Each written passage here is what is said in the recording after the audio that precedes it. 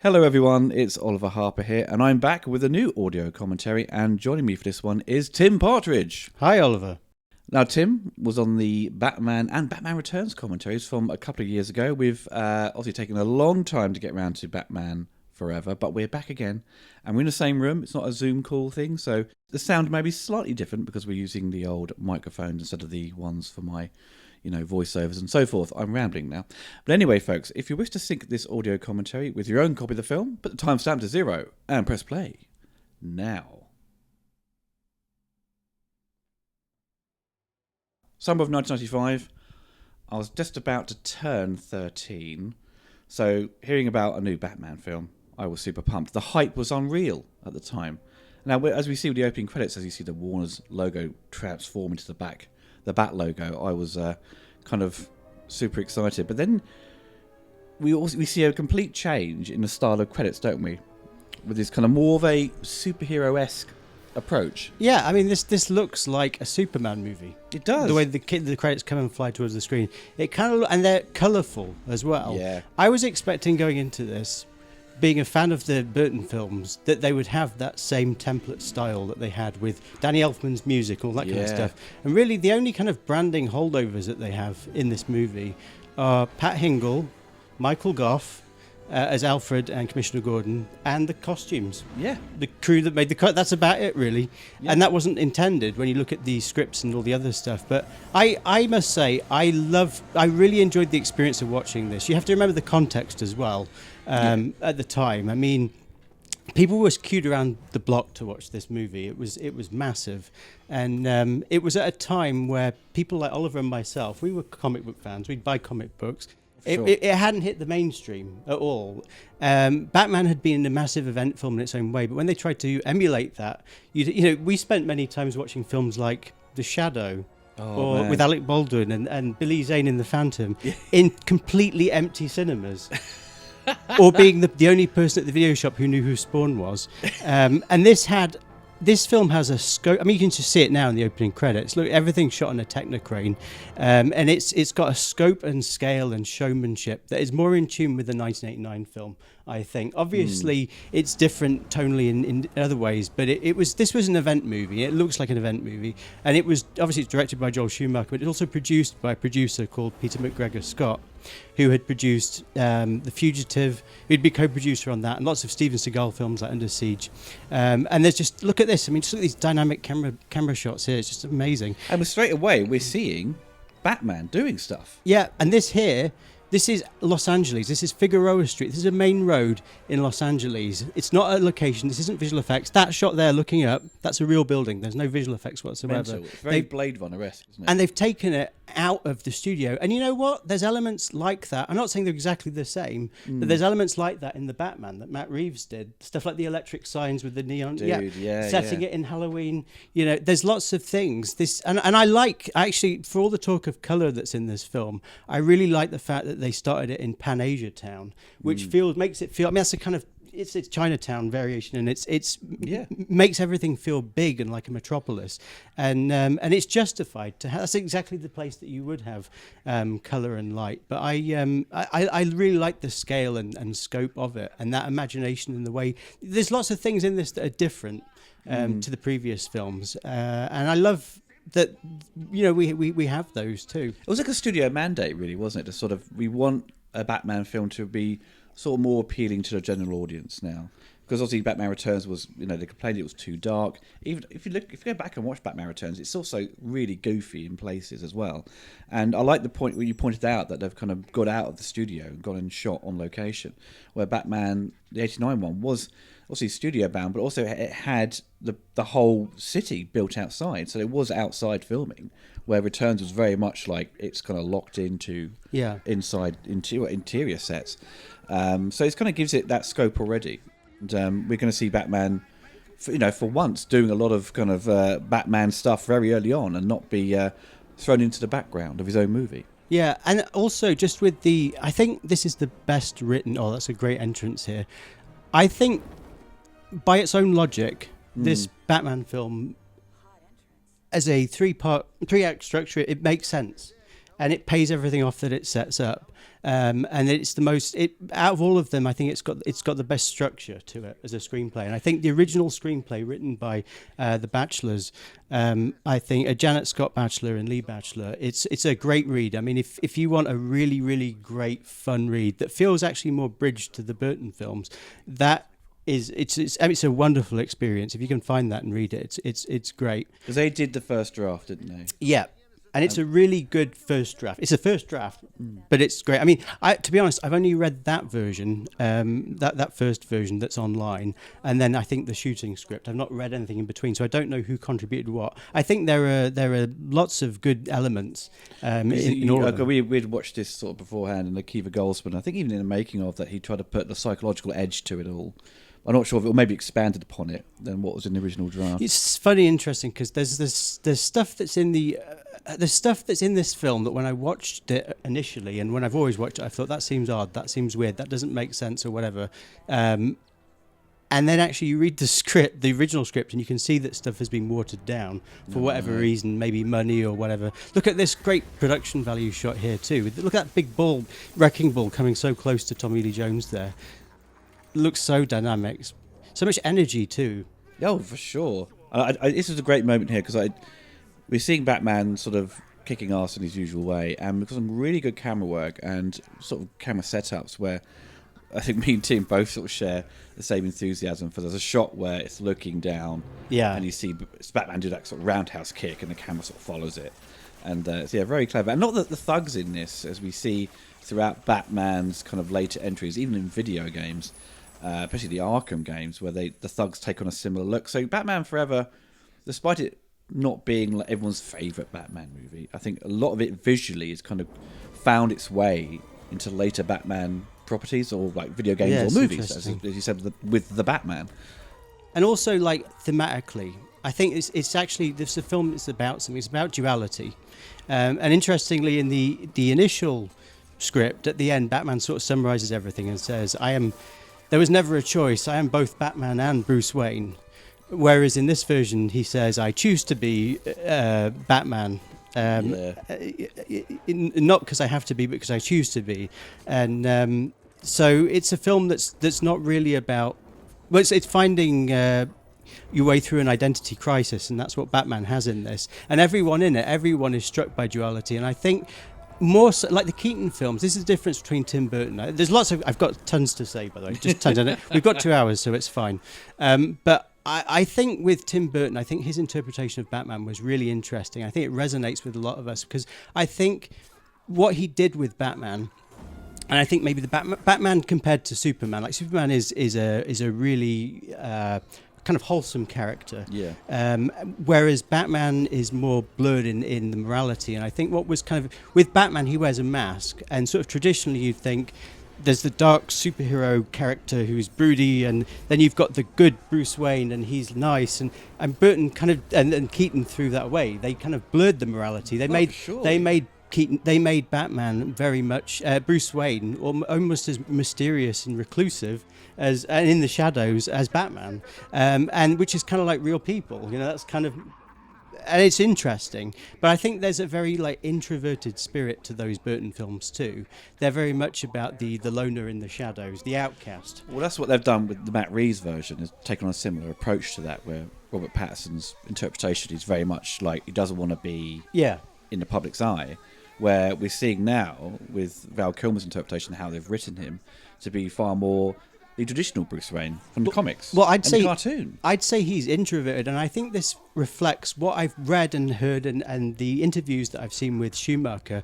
I mean, he was a very sociable person. I'm not saying Tim Burton isn't, but you associate the goth kind of stuff with Tim Burton, the Edward Scissorhands, the like literally Edward Scissorhands being alone in an attic by himself, looking down at the town with everyone going about their ways, who are looking up at the freak. That's kind of thematically what you see in a lot of Tim Burton's films. I mean, it's there in Batman. It's and whereas Joel Schumacher, it's all beautiful young people, but inside of them, they all have struggles with morality. I mean, it's there in all of his films. Everything from Flatliners, Lost Boys.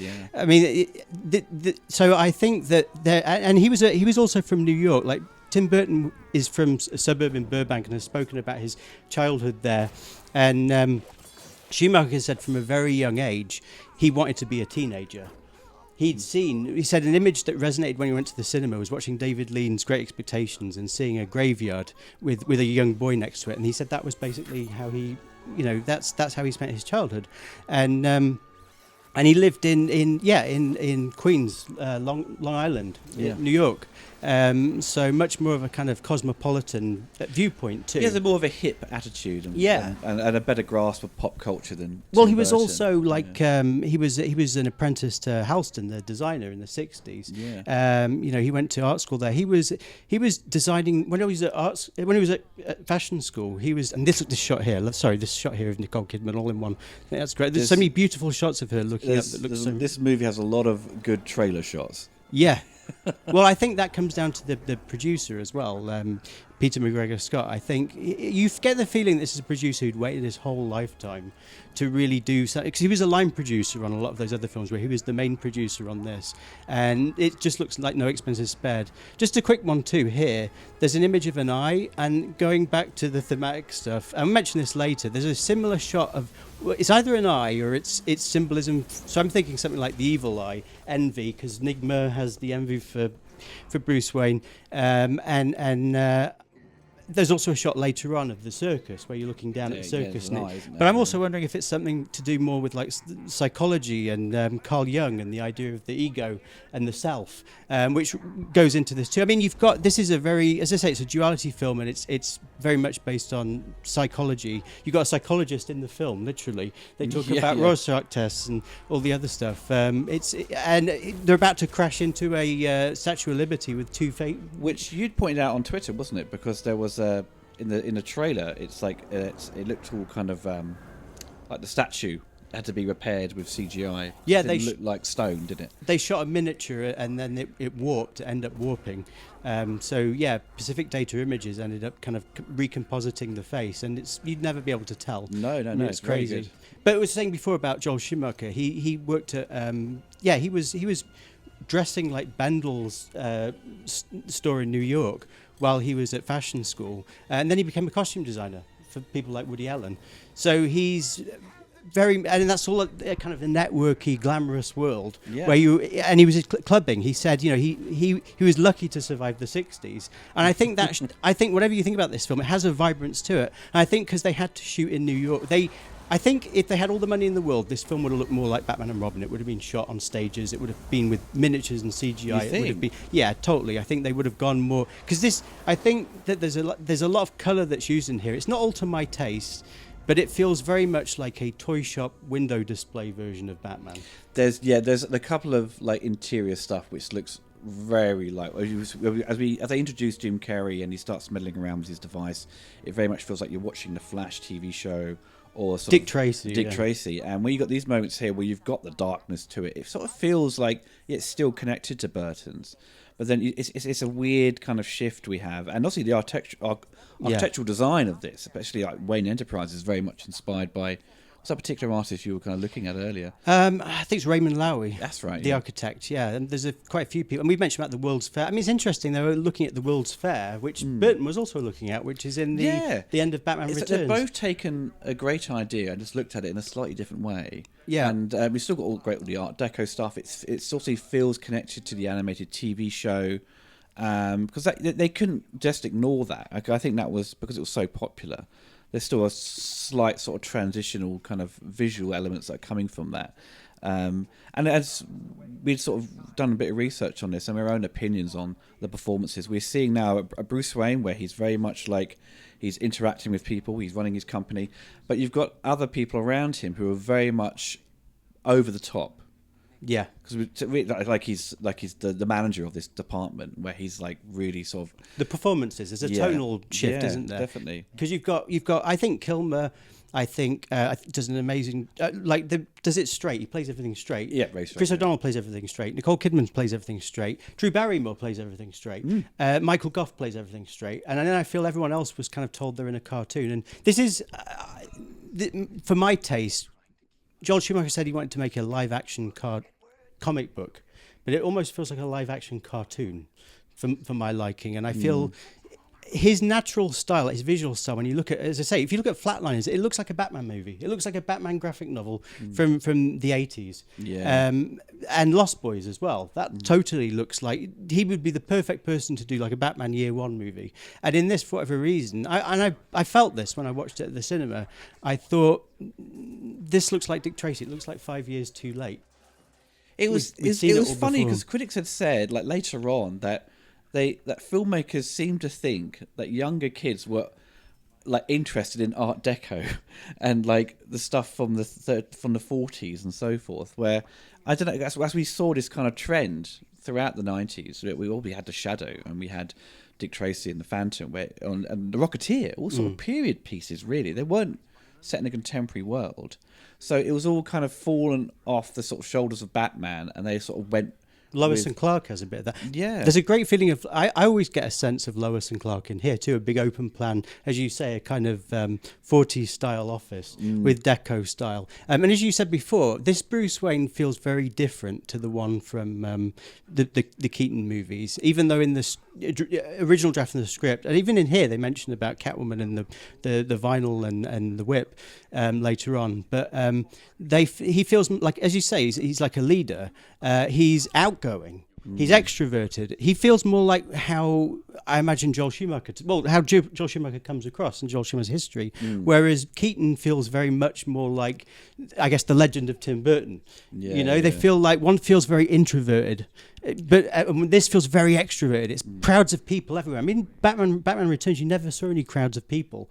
Or if you did, they would always look tiny. And as you said, everything had this kind of claustrophobic feeling to it. And a darkness, whereas this is much more kind of hopeful. We did see Keaton be a little bit more outgoing in Returns as he tries to sort of, speak to Max Schreck, and he's doing his own investigating, but it's kind of just, it's forgotten about, really. I was going to say, this shot here, you were supposed to understand. Yeah.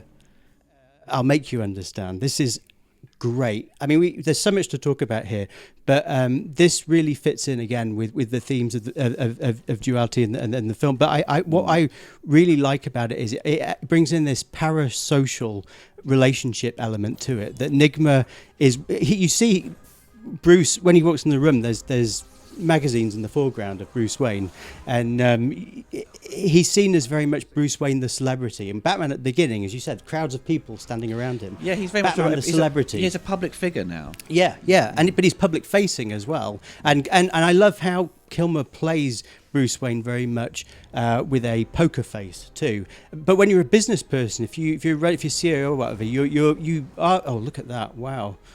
So this is Wall Street. And if you notice, before they do the transition there, the green building in the background has no lights on. But then they all come on and it pans up. Because they've transitioned to a miniature shot. And the reason they shot in Wall Street was because they wanted these narrow, very, very, very narrow streets. Also, just want to quickly mention, there's a website or a YouTube channel called Superhero Stuff You Should Know. And there's also a website called 1995batmanbelieve.com. And they are brilliant resources. They have kept so much stuff. There were just amazing archives of everything Batman Forever, and and they've done interviews with people like the illustrators who were involved with the film. They've done a great job of getting the crew on board, and it's kind of a bit of a shame they don't get the views which they really deserve. It's always funny when doing YouTube. You get someone who's on who's absolutely, who made the film and no one's interested. It's always, surprising. But one thing, actually, we have not discussed is the music by Elliot Goldenthal, which is a complete shift, a complete change from what Danny Elfman had done. And at the time, I recall being disappointed with not continuing the main theme, because I love continuity. I like keeping things the same. If it's not broken, don't fix it. But, I cannot deny that. Listen, if you disconnect it from the film and listen to the soundtrack by itself, it's an incredible piece of music. But like some of his other fellow composers, he does repeat a couple of pieces of music from Alien 3 in this. And I always love his use of synth and stuff like that, with all sound effects he puts in, especially when Bruce Wayne transformed into Batman. He got in that pod. You can hear some of that Alien 3 stuff there. Obviously later on with one of the gangs, they Robin encounters, and you've got music being reused again from Alien 3.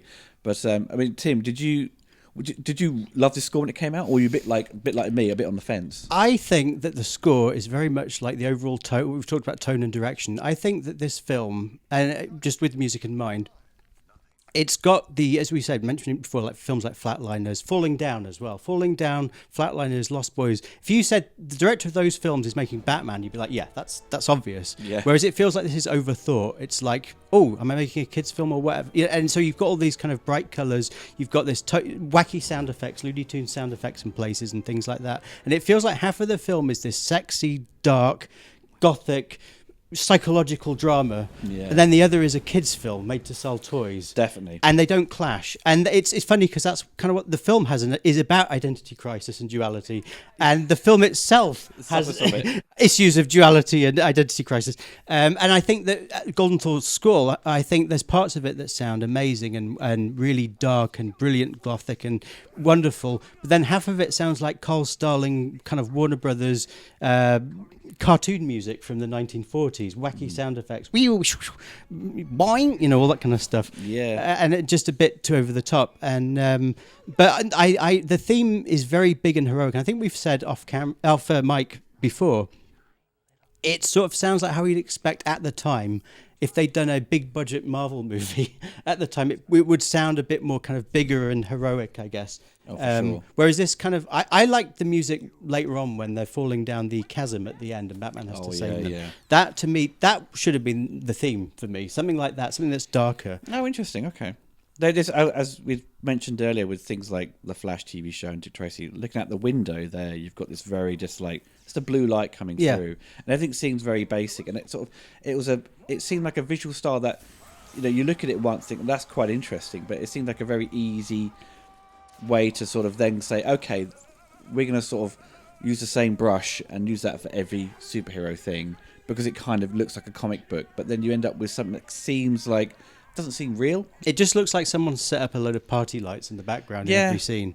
And that's how I felt about Dick Tracy as well. I mean, the craftsmanship, the artistry behind it is great. I just think you just didn't need it. The whole thing with the Burton films, the way they look so distinct is because we've said this before, they're monochrome. They effectively have like 3 colours on screen at once. You'd have scenes where it would just be black and white on the screen and maybe red, and that was it. And so your eye goes to it, and everything that looks beautiful is all down to limited colour palettes. Whereas here, Schumacher talks about how they've tried to do limited colour palettes of a comic, but it's not the same. It looks so heightened and over the top, and as you say, kind of obvious. It looks like a toy, how you would imagine a toy shop window display of Batman to look like, that they're trying to desperately sell to kids. And I think sometimes with that and with the sound effects, I also almost wonder if that was almost like insurance. By having that, it's so artificial, and the performances are so artificial, and the sound effects are so artificial, and the music's so artificial, that it makes you think that none of it's real. So you can get away with more violence, maybe? I don't know, maybe that's perhaps. There is this...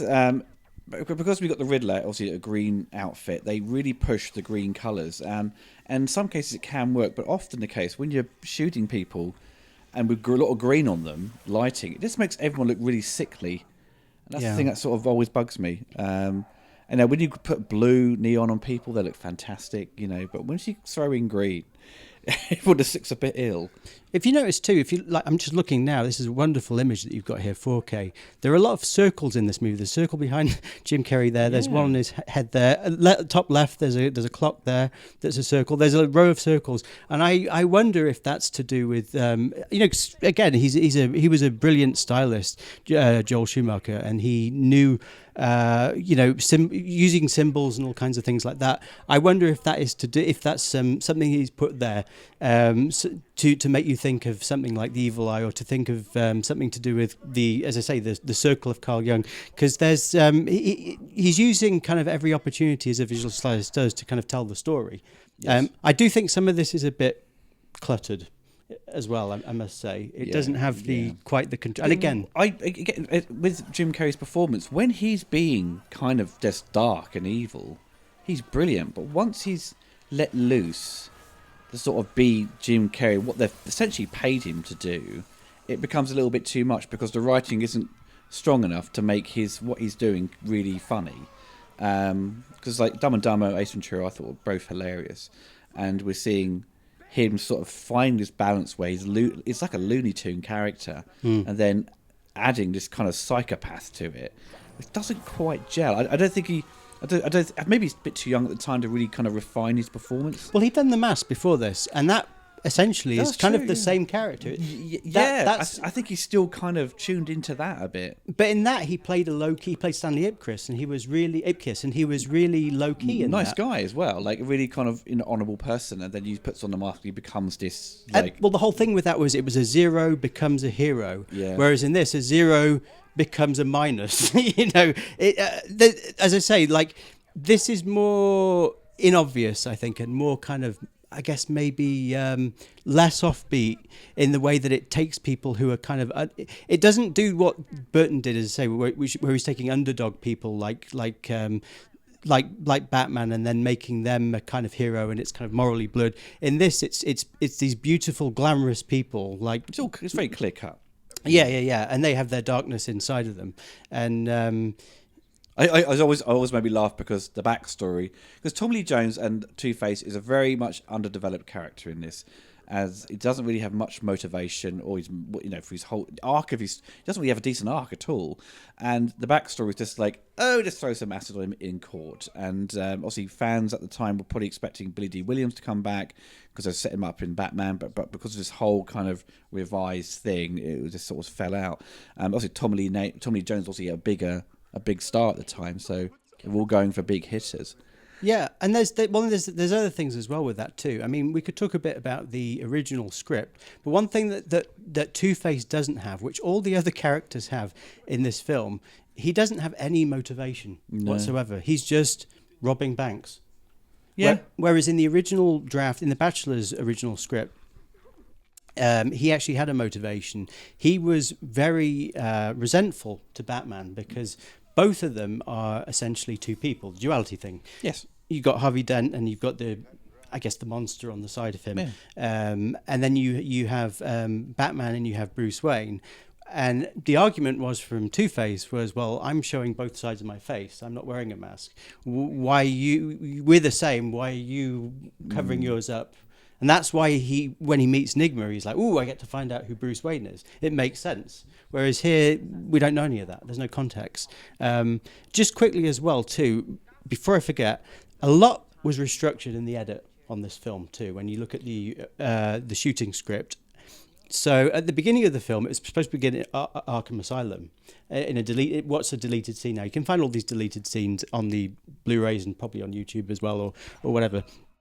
And it then moved to the Wayne Enterprises scene where Bruce meets Nick for the first time. Then he gets the whatever it is, that capsule that takes him to Wayne Manor, and then he goes and stops Two-Face at the bank. And does he? Yeah, and then during that, at the end of that sequence, he has flashback. He starts to have his flashbacks to his parents. Then, so he's triggered. Then it cuts to. What about him suiting up though? Where's that come from? Suiting up. Is that the bit when he comes through the pod and then puts the gear on? Yeah. So that. Oh right, okay. So those go together. Yeah. But he does it in a very slow fashion. You know what I mean? Because in the film, having that open the film, it gives you that sort of breather to sort of suit up and then get ready. Where if he's obviously in a rush to get somewhere, doing it all quite slowly would seem like, he's not really. He's taking his time. Well, for whatever reason, I think they probably just, as you say, just want to jump into the film as quickly as they can. And there's other things later on that got moved around. So even though it had quite a well worked out script, they were still moving stuff around, and it's amazing what you can move around as well and get away with, and people were kind of none the wiser. And until you sort of look in a little bit closer, you can see where. Once he, had a chat with Nicole Kidman's character and jumped down, he was supposed to get chased by Tommy Lee Jones then, wasn't he? Two-Face and his gang, but it doesn't. Yeah. It happens later. But you can visually see that difference. Before we just saw that character, that green, I guess, mannequin in a glass box. Yeah. And I believe that's called The Guesser. There's artwork for that one of those websites, I think 1995 Batman had found a kind of not concept thing, but a behind the scenes photo. And I think the idea here is that Riddler is a fan of that character, or Enigma is a fan of that character. And that's why he likes him. But in the original script, Riddler isn't even called Edward Nigma. He's called Lyle something. Something. Oh, right. Yeah. And during the circus sequence, they, I think Lyle goes to the circus, and he takes and at the circus, Chase and Bruce come, and they go to this kind of, I forget what it is. It's like a kind of leprechaun mind reading thing. Oh, right. Read your palm type thing. Yeah. Sorry, get the word. And anyway, so Lyle is kind of disguised as this leprechaun kind of person, and then he then goes with Two-Face at the end of that. He exits with Two-Face, and that's how he kind of meets him. Oh, right. Yeah. You can tell what they've done. They've really streamlined a lot of it, though, because that will seem quite a lengthy kind of like build-up. But I think it kind of makes sense for him to be an employee, I think, in that regard. Well, he was an employee. He was still an employee. Okay, right. But he the same. All these similar events had happened, but he, instead of watching everything from home. Oh yeah, he was there. Yeah, you know. And this whole sequence here, right? There's no wacky sound effects. There's no over the top. It's all played straight. Yeah, you know, he has got super strength. Smash down that door. As we saw him approach earlier in his car, because it's obviously shot in New York. Because you kept pointing out to me a number of times, right at the back, they've comped in this kind of statue in the background. It's wonderfully composited, and like you barely notice it. So there's a very little subtle things to expand the city to make it fit more of this kind of hyper reality of Gotham City. And I do like later on when they sort of reference Metropolis. So to me, it's always like in film now, like Superman's New York, Metropolis, and then Chicago's now kind of become Gotham City because of Christopher Nolan, and Matt Reeves, and because you got this kind of very old world feel to it as well. So these buildings is all incredible. So, but obviously the Batman makes use of a lot of Liverpool, and I think it was because it's shot here. Yeah, I mean that's the thing. This was not shot in. Well, Batman Returns wasn't shot in England either. But it seems like default now because of tax breaks and whatever. They just shoot everything over here, and I like that this feels American. It does really feel, and having these real American cities in it, and it not being a backlot. And actually feeling lived in and big, and you can put as you say, you can put the camera, out in New York and look any direction, and this was in the infancy of it. But here, as you said, they composited that area behind that empty space when Bruce is driving his car in, and like you could make some. Whereas in Batman and Robin, they just did everything with miniatures and CGI and did it all from scratch. I think because in this film they didn't have all the money in the world and they had to shoot in New York, they had to use these locations. And because Schumacher is from New York, I think you get a flavour of that. You get something there's things in it that are taken from life, I think. Like there's a vibe to it. Like maybe he knew like the areas because there's a later scene that's set in Greenwich Village where Schumacher lived as well, and I think you can really feel that. And there's a kind of this is all very, like a brownstone building here. And it feels like very lofty and kind of its time too, and but timeless. I mean, you like the production design for this stuff? I think it looks fantastic. I absolutely love it. I do think though, like because when it comes to nighttime, you're seeing a different world. So once we saw the daytime shot of him approaching, to see Chase Meridian, it felt like it felt like the world felt very like contemporary and like it is today, but it felt everything else at night it becomes really kind of bonkers and crazy, where it shows you that they're far more comfortable with Batman being at nighttime. Daytime it doesn't quite work, and that was always like I suppose not really a criticism, but it's kind of like what we saw Dark Knight Rises where Batman's fighting in the daytime. His suit doesn't look as good, he needs to be lit in a certain way, and but I love that quick shot there where you shoot the exterior of the circus. It looks like Dick Tracy. It does. It looks like a shot in the street. Don't you think though? I mean, it's beforehand. He says, he's been with her for 3 minutes. He's met her for the first time, and he says, "I've got to get those clothes into a black dress." Yeah, I'm not sure that would play now. No, it wouldn't. No. And as you said to me, it was like early discussions about this commentary was like their relationship is very sort of juvenile. And a bit like it's adolescent. It's adolescent. Yeah. But Oliver, this is the other thing. Maybe you should have said this earlier. But I think we were. I can't remember how old we were. We must have been somewhere 12, between 13. 12, 13, 14. Around that time, we were like young teenagers, and we were kind of like curious about the world outside and what people did. This kind of gave a bigger, heightened fantasy version, I guess, of what we thought the world would be like when we were young. So we would take people on dates to circuses and this kind of thing. And the way that they introduced the Graysons here, I think it's great because this is part of the. There's that shot I was talking about before with the eye. With any kind of, like, if you're watching Robin Hood or I don't know, even Santa Claus the movie, the idea of like watching a legend sort of unravel in front of your eyes is great. And when anyone who's a fan, as soon as they're like the Fine Graysons, as soon as you see them in this context with Batman they're all going to die. yeah. But that was the beauty of it. And these shots, so the stunt double for Chris O'Donnell was a guy called Mitch Gaylord, and you'll notice whenever they shoot him, it's usually in backlight or kind of just from behind, and it's in slow motion too, so you can kind of see everything. And I just like now you could just shoot them any way you want and replace the faces digitally, but it was just a different time back then. And well, that's to be so careful with like not revealing the stuntman's face, but it is you always see it really, even in these films. Just pause it. Oh, it's a stuntman. Even if you watch a '60s show, they literally have a stuntman for Robin running to the car.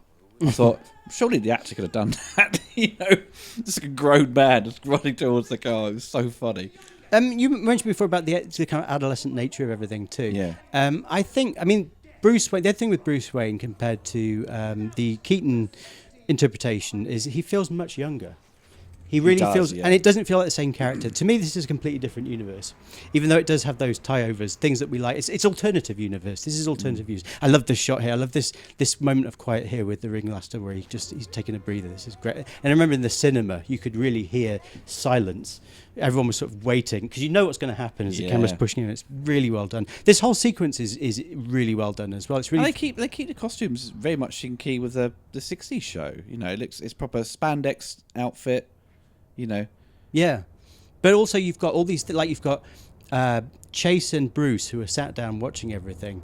You've got the Graysons who are up. Then you've got Two-Face who's kind of in the arena later on, and then you've got again the kind of weird parasocial thing of of Nigma sort of voyeuristically almost watching in from his TV set from CNN. Well, it became that thing of the 90s was reacting to live news. Yeah, well, I wanted to mention that too. Yeah, you're absolutely right. And I think this kind of goes into... it affects the theme too, but I think this is what really the film is about because... As you say, like this is filmed in 1994. There was a film that came out the same year called Natural Born Killers. And that very much too was all a response, as you say, to was media glut. Yeah, it was things like, for example, the whole thing that happened. There's a really good article actually, if you want to read an article in Vanity Fair that came out in 1999, and it just tells you if you I don't know if you're really young and you didn't live through this. I think if you're our age and you lived through this, it's all second nature. Blah, blah, blah. But there's an article called how it's something like the 90s, the decade of tabloid, and it was this idea of like having just so much TV, just pumping stuff out non-stop, and you ended up seeing people's dirty laundry being aired. You ended up. I mean, in this year, you had the O.J. Simpson thing with the car chase and everything. People watching it for entertainment. Yeah. You had Jerry Springer, the rise of Jerry Springer. You had, again, people going on TV and just behaving badly and all being watched. And Jerry Springer was called a ringmaster. What is Two-Face right now? He's a ringmaster. You're literally watching a televised circus. And in the original script, they liken... whatever his name is, Lyle, the Riddler's character, they liken him at one point to Ted Turner, who was, of course, the head of CNN. Yeah. Which was parodied heavily in Gremlins 2. So, yeah, I think definitely... I don't think people sat down and calculated... Well, no, I think there was an element of it, because obviously they've written Ted Turner in there. I think that was in the air. I think this was the end as well of the kind of analogue broadcast of TV. Things have changed now. Well, people, in the next year or two, the idea of how... information was sort of media consumed, spread out. It was sort of became internet came into play, as we saw other movies sort of dealing with we've got hackers of the net and things like that. That was the focus of the story. Where Batman, it's still in a sort of World's Fair kind of future, where it's kind of retrofitted world, and the thought of the internet kind of popping up into this would seem unrealistic. Well, I mean, in this wouldn't be fit. they have a CNN parody and they have GNN in it. So Yeah. and also in the original script too, and actually in the shooting script, I believe there was a character called Vondell Millions. Right. And he was kind of like, I guess, an Oprah, kind of again a tabloid talk show character. Yeah. And Kidman's character Chase, we see her on that show defending Batman. And they were saying, "Oh, he's violent. He does this." And she's going, "No." And then I believe he appears at the party or something later, or something like that. This Vondell character. So it's very immersive. I mean, for goodness' sake, they've got a character in this film called Gossip Gertie, which is Bob Kane's wife. Yeah, so I mean, they were fully aware of what they were doing, and it was very much there. But as you say, it wasn't. I think when people look at this now, they think about it because they think of the stuff of the information being taken away by Enigma from the box. They think it's about the internet. They think it's about Facebook and those things. And I think that that just wasn't on the horizon at that point. But I think the kind of the parasocial element. I think one thing that that was really great. I don't know if it's Akiva Goldsman. I don't know if it's The Bachelors who did it. But that idea of having Enigma, having that whole thing of you were supposed to understand, I'll make you understand, and him being watching from the shadows, him being the person watching from the shadows and kind of judging people and trying to be someone else. And playing it that way, it's a much more subtle than what they were going for, I think, in the original in the original draft. But I think that resonates, and I think that kind of thinking, that parasocial thinking. Later on, you had it with Big Brother and what's that stuff? That kind of TV stuff that you had at the time, reality TV. Yes. And the idea of seeing someone who's on TV who's not, and thinking you know them. You have that kind of relationship with them, and that's kind of why Enigma is so disappointed in this. Let's mention about Wayne Manor.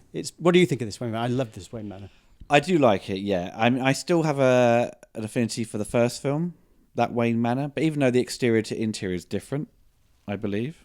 I don't like the one in Batman Returns. It was this kind of tiny house on a hill sort of thing.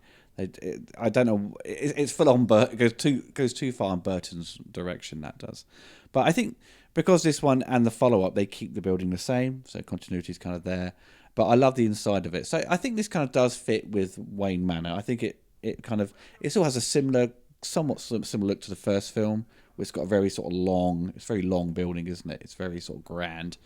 It kind of works, but you don't see much of it. You just only see this kind of the hallway, a couple of bedrooms, see a bit of a kitchen, and then you see like the garage.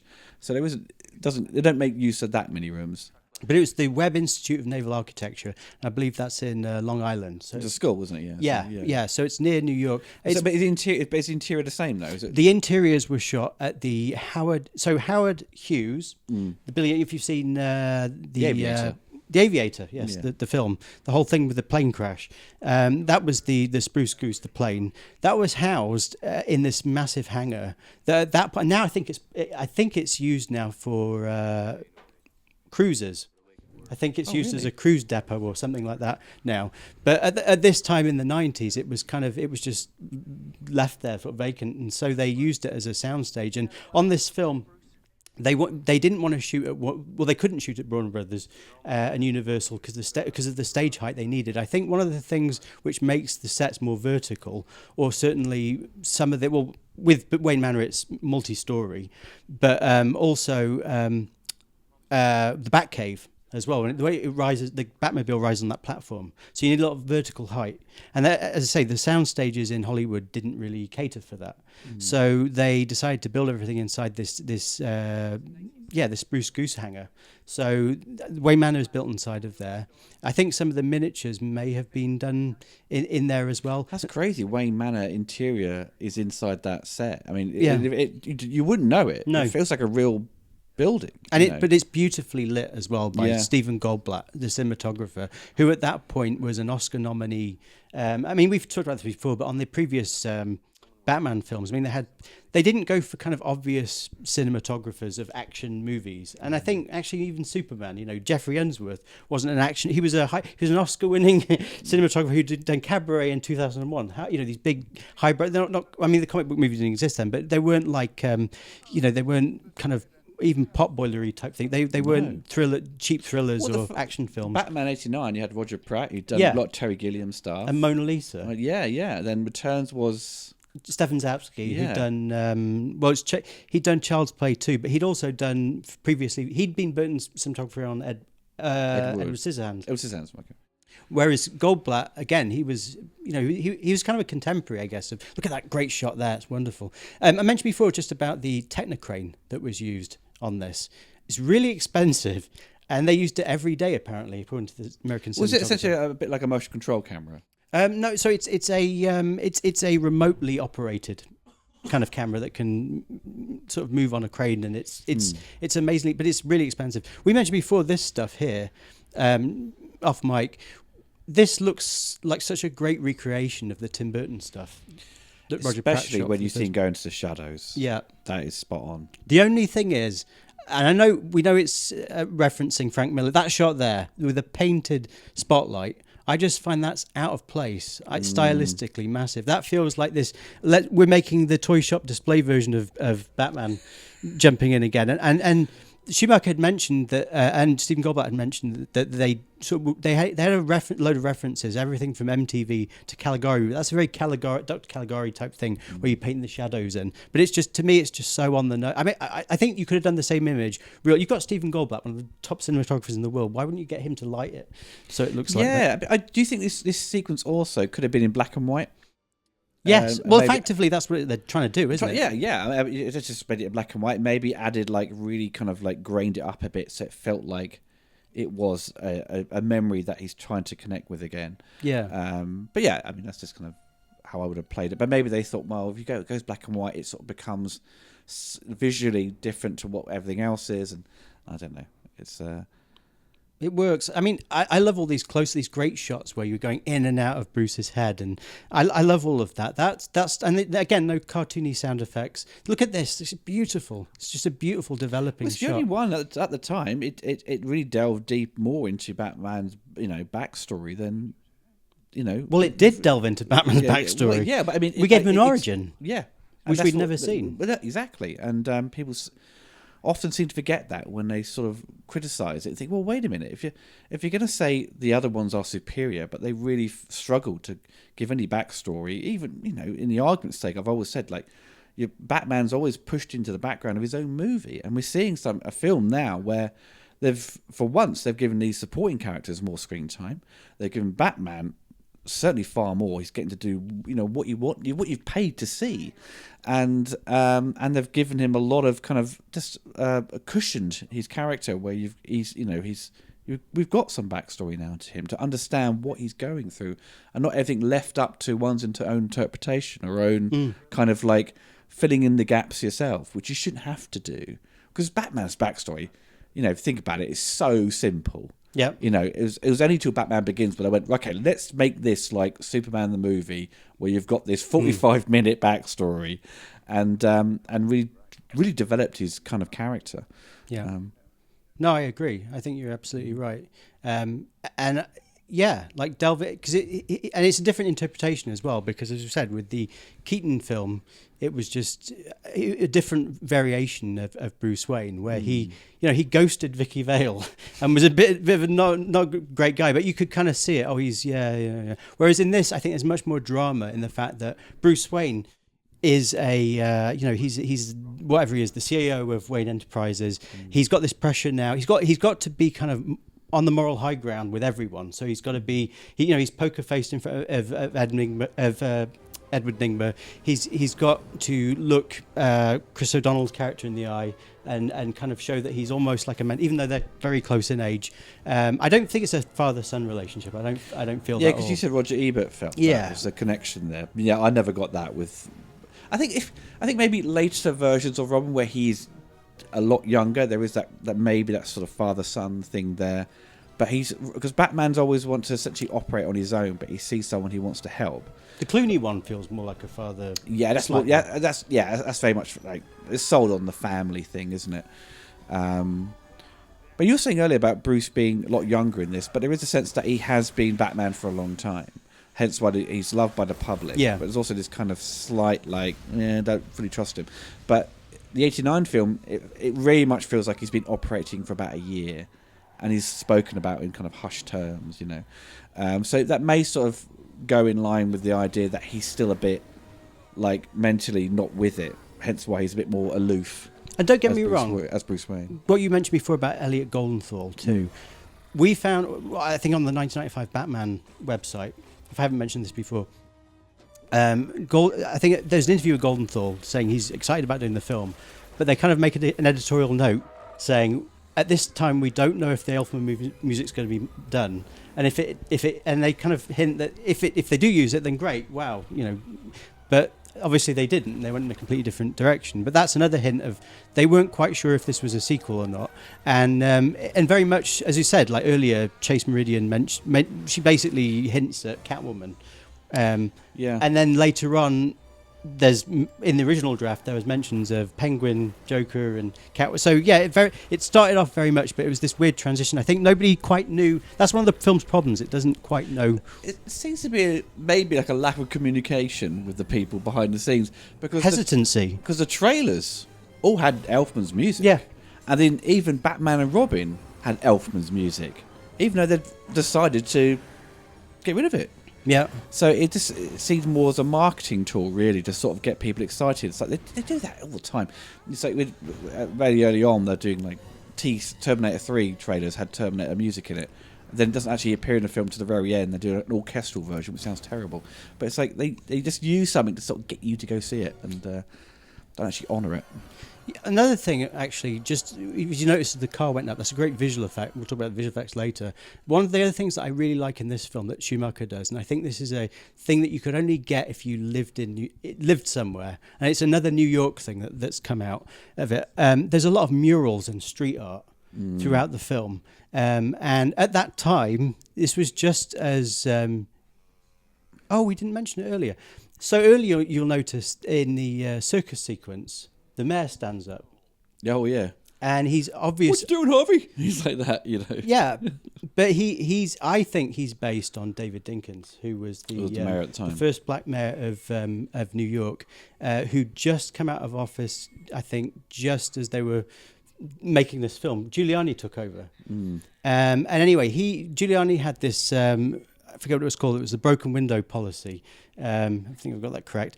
Where they basically clamped down on stuff like graffiti, and the idea was that you just got rid of kind of any kind of remnants, anything that was dirt. I mean, look at this great. Look at that shot. It's the like a bridge mural. in the background. Yeah. And the statues look like murals.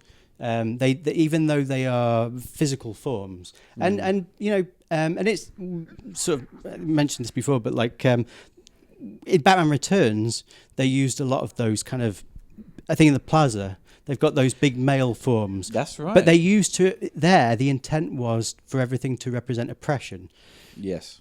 And things being and being kind of brutalist. Whereas in this, Schumacher wanted to have more human forms in it, so everything didn't look monolithic and cold.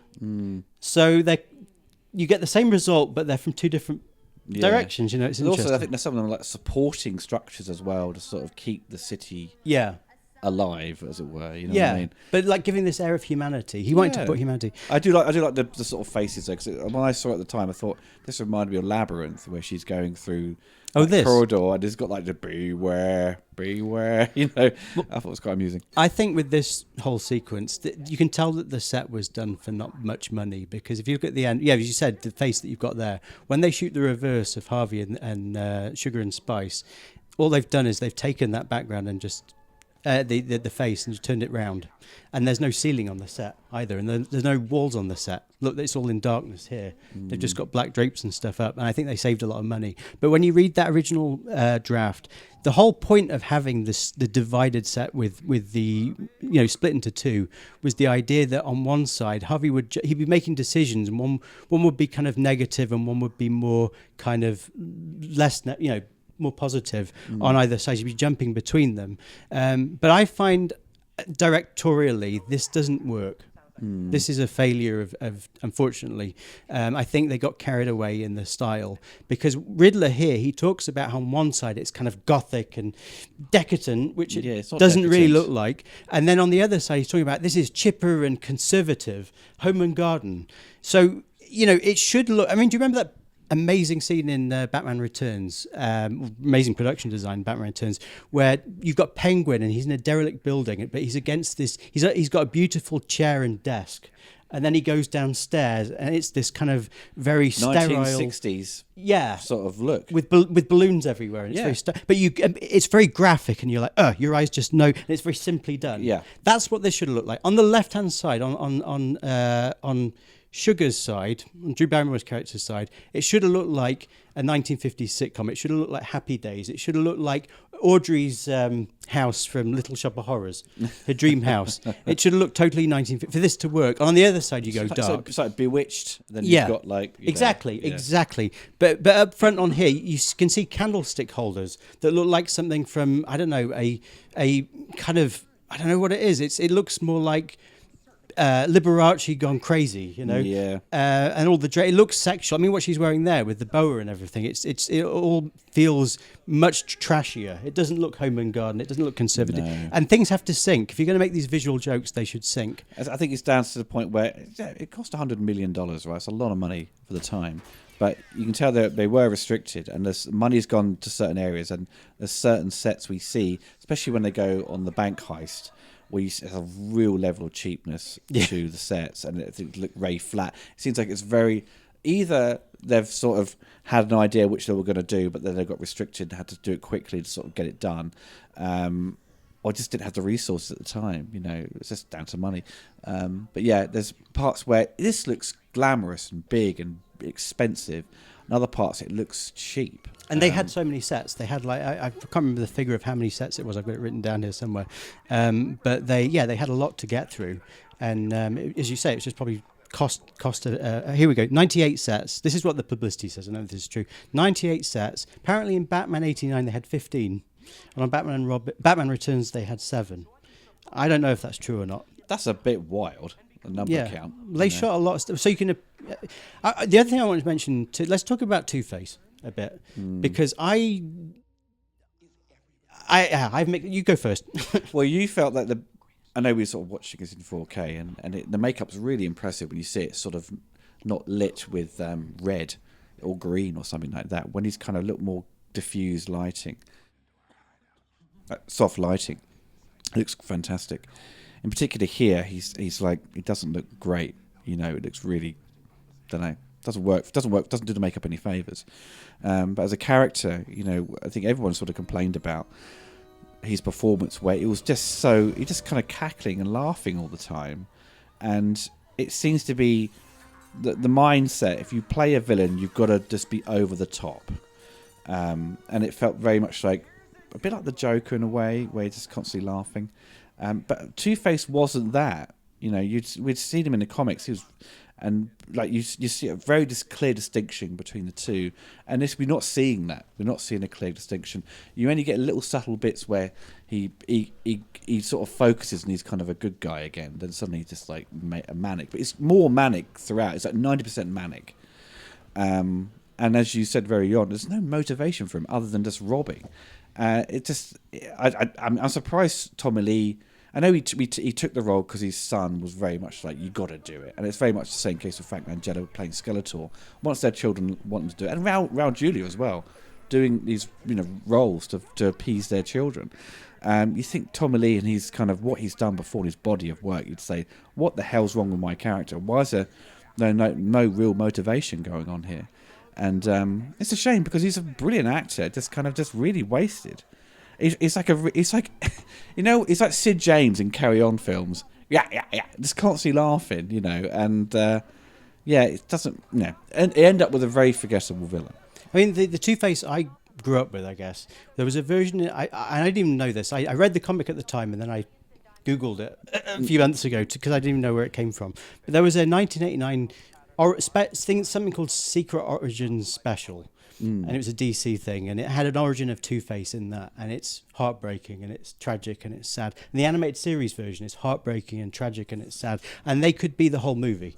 The idea that he'd be relegated to just, he basically at the end he's like a henchman for Enigma by the end of it, and it's kind of odd. And I think the style as well. I think I think Schumacher was trying to go for a look that was punk.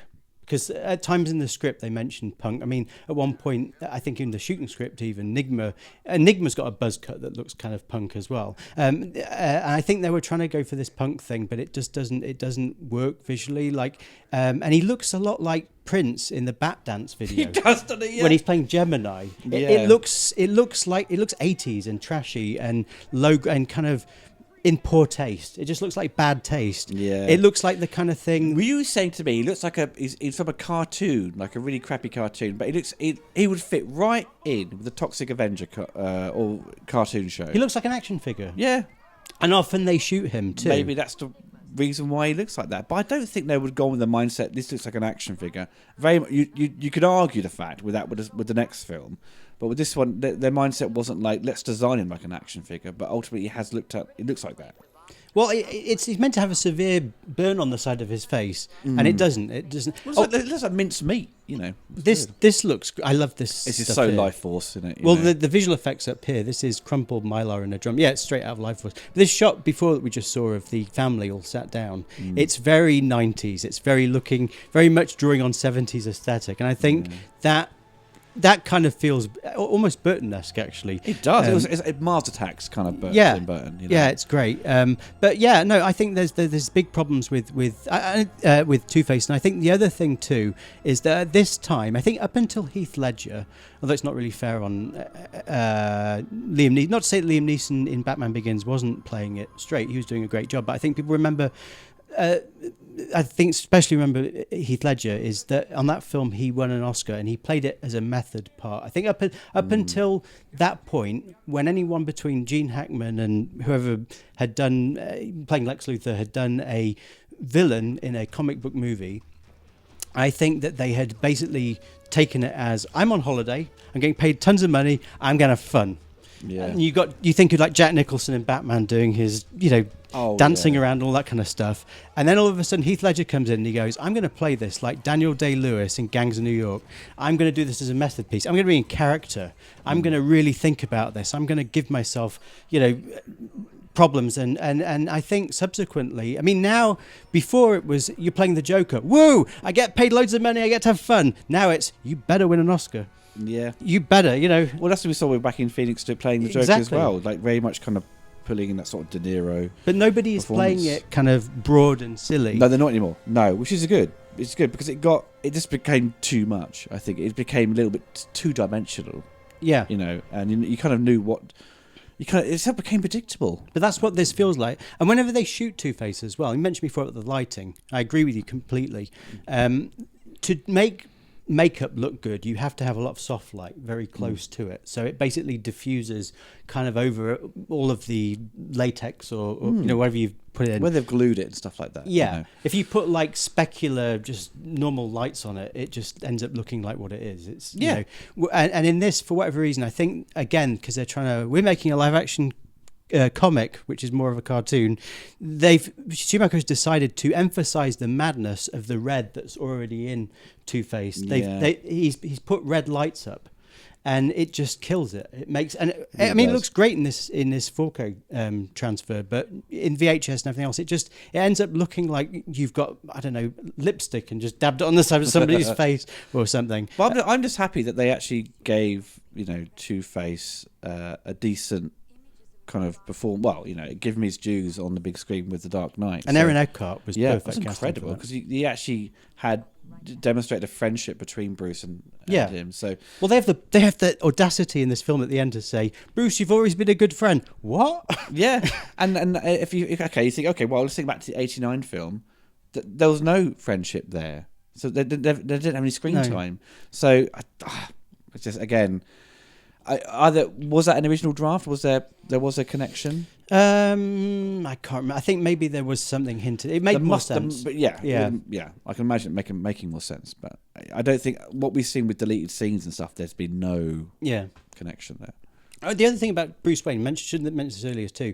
You hear like a voiceover thing about he has a profit sharing scheme at his work, and when Stickley dies, he says give him full benefits, and his assistant says we don't do that, and he's like no, give him full benefits. He's like a really empathetic good. They really emphasise that, and he's an eco guy as well. The Wayne Manor's got a hydro dam in front of it too. He's very. I mean, he'd be the entrepreneur everyone would love now. He'd be for sure. He'd be loved on Twitter. He'd be this secret from here onwards until I don't know the end of the Batcave bit after Dick's gone out.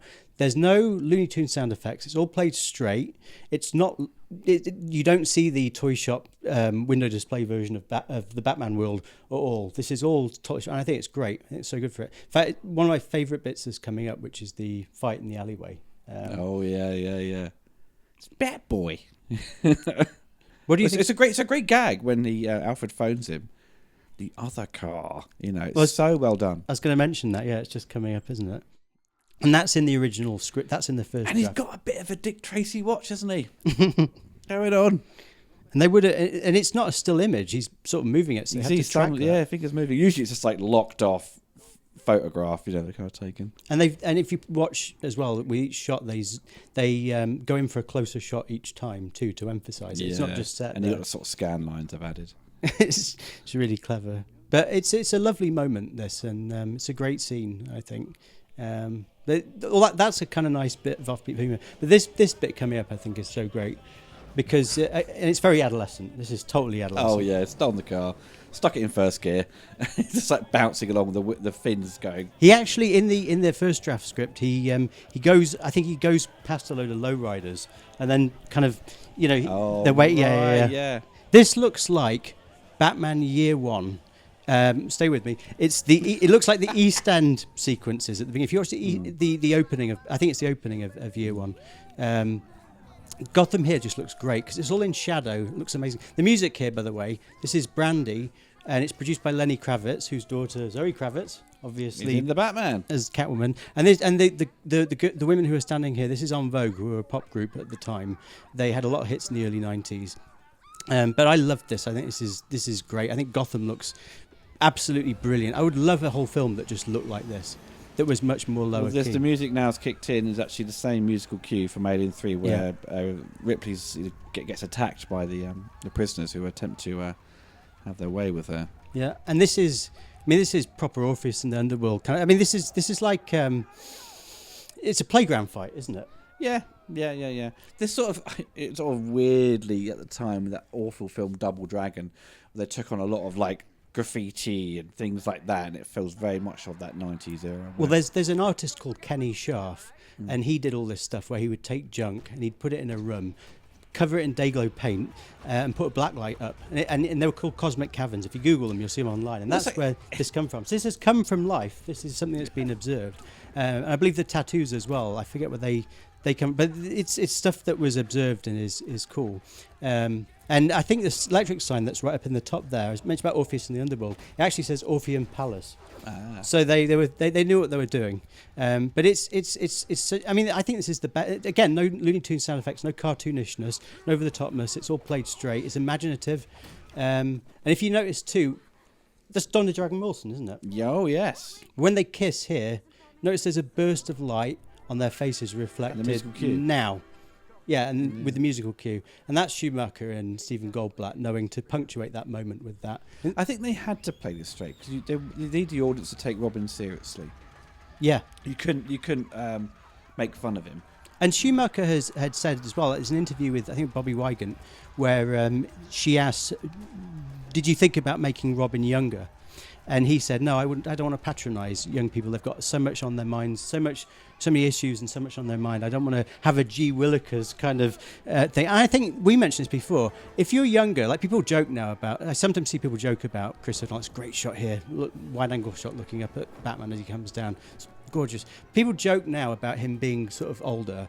But I think when you are a teenager, it's this weird thing, isn't it, where you don't feel, especially if you're younger, you think, I want to be that teenager. You don't realise that teenagers don't get to be that cool. It's a weird thing. But as adults with distance looking back, you put a perspective on it. But it felt like there were people I knew who were cool, who were like Chris O'Donnell.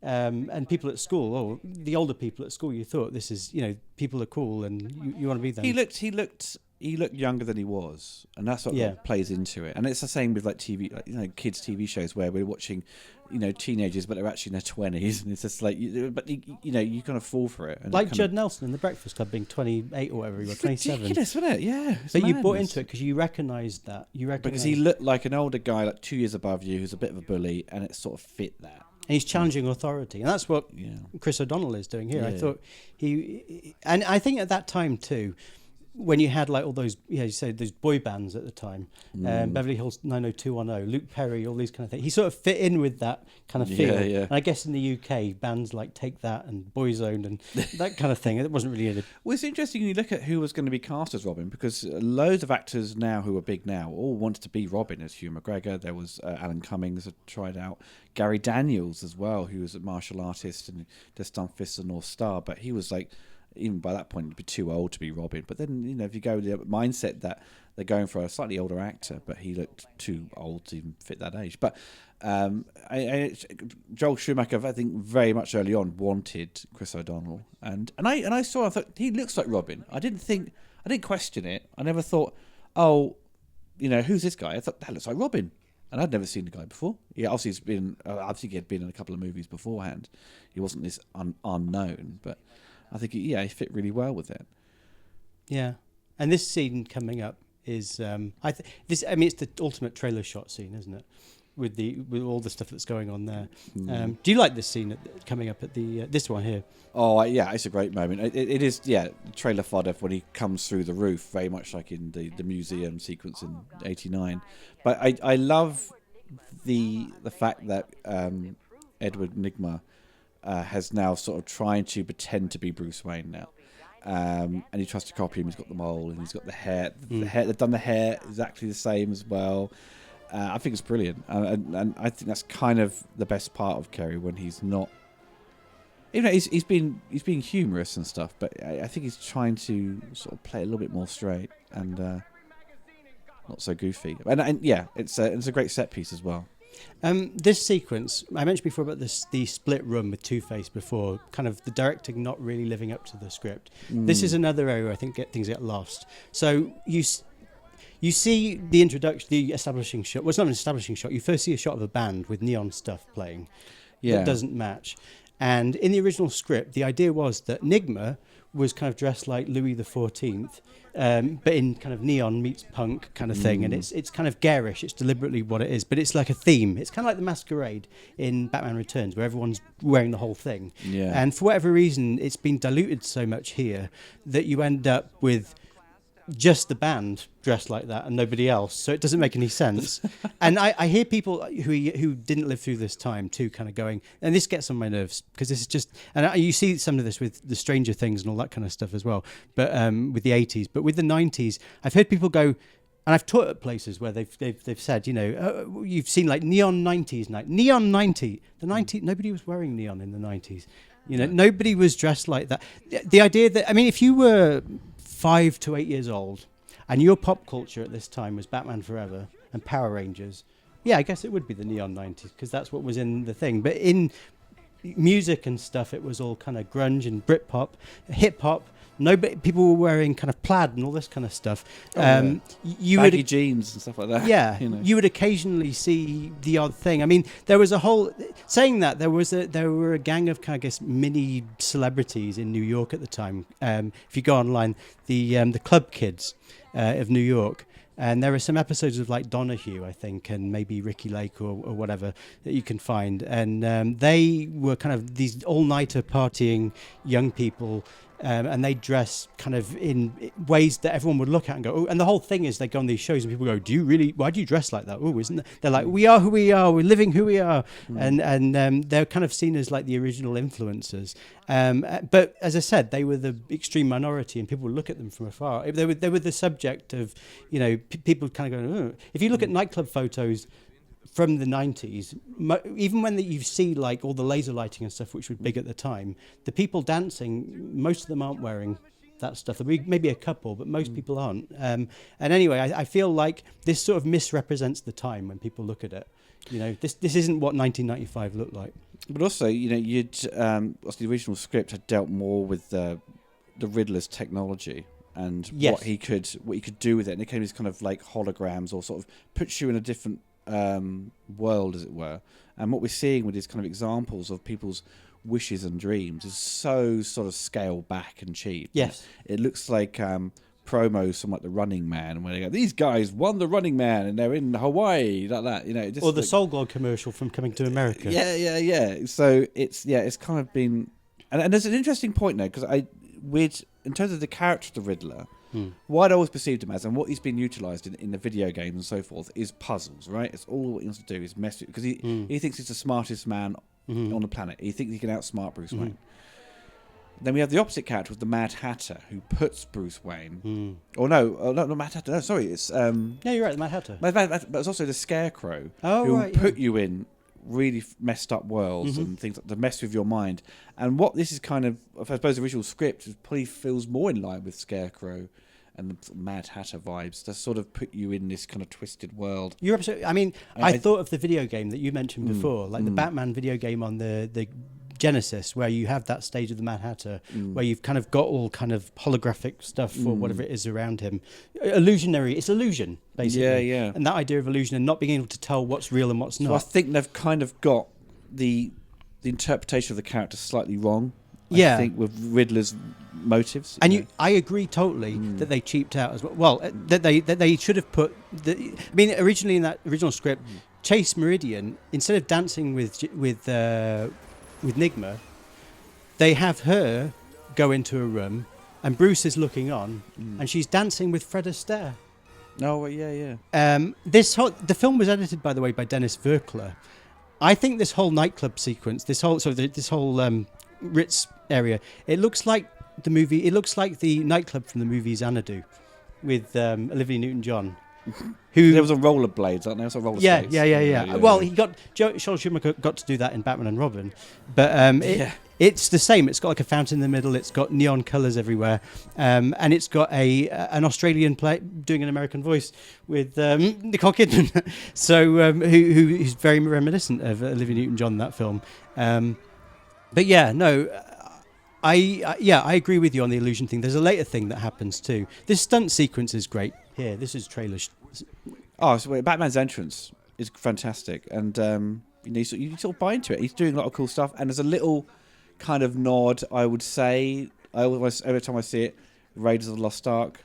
Oh yes, where the guy's showing off, he just shoots him, and Batman just looks at the guy, just kicks him. You know. Drew Barrymore. It's already been on screen. I should have mentioned it before, but. One of the things that I think is great, well, she's given something really cool to do and interesting. I think we both agree on this, and that's it. Almost feels like they're setting her up to be the snitch from the inside who comes out and says to Batman, "I don't want to be part of the bad guys anymore." You know, and she sort of misdirects him, and she goes naughty, and hey, I'll take that green thing out for you. Don't worry about it. And it looked like, oh, she's on their side, but then she stabs him in the back. And again, that plays with duality and the theme. And but it was very clever and it's unexpected. And to have somebody, and she was big at this time. She'd been on Letterman at this time. She'd been, we all knew who Drew Barrymore was at this time. Yeah. E.T., etc. And so like the idea of having somebody who was kind of a big name playing such a small part, it seems silly, but she fulfills it massively. Oh yeah, she stays in character all the way through. It doesn't gets the tone. She totally gets the tone. Yeah. Don't you think Riddler here, Nigma? I always felt, again, because it's played so over the top, so big. When Two-Face comes in and he's shrieking, I wasn't sure. Like, it read to me like he was pretending, like he knew what Two-Face was doing, but he was pretending that he was shocked by what was happening. Then he runs up and he goes, "You're ruining my big party." It looked like it was kind of being done for show, so people wouldn't think, "Oh, he's with Two-Face on this." But that's not the intention, which is odd. Yeah. This coming up here, this jump. Was done with motion capture, and it was done through Acclaim Studios, who were a video game company at the time. Who'd think did the game, didn't they? They did the game, yeah. And Pacific Data Images did the CGI Batman. And the visual effects for this film was supervised by John Dykstra, who had won an Oscar for Star Wars, and then created a company called Apogee that did Battlestar Galactica, Spaceballs, Mac and Me, all these other movies, kind of in the 80s, and then that ceased in 1993. And Peter McGregor Scott and Joel Schumacher asked him to do this film, and it brought him back, didn't it? This did. Yeah, but this gave him a second life, I think, and he became the kind of guy that did these superhero movies with CGI people in them. And this is the start of it. There's more of them in Batman and Robin. He did Spider-Man 1, 2, and 3, didn't he? Yes. And then he did X-Men First Class. Yes. Yeah. So, but there's a lot of stuff in this.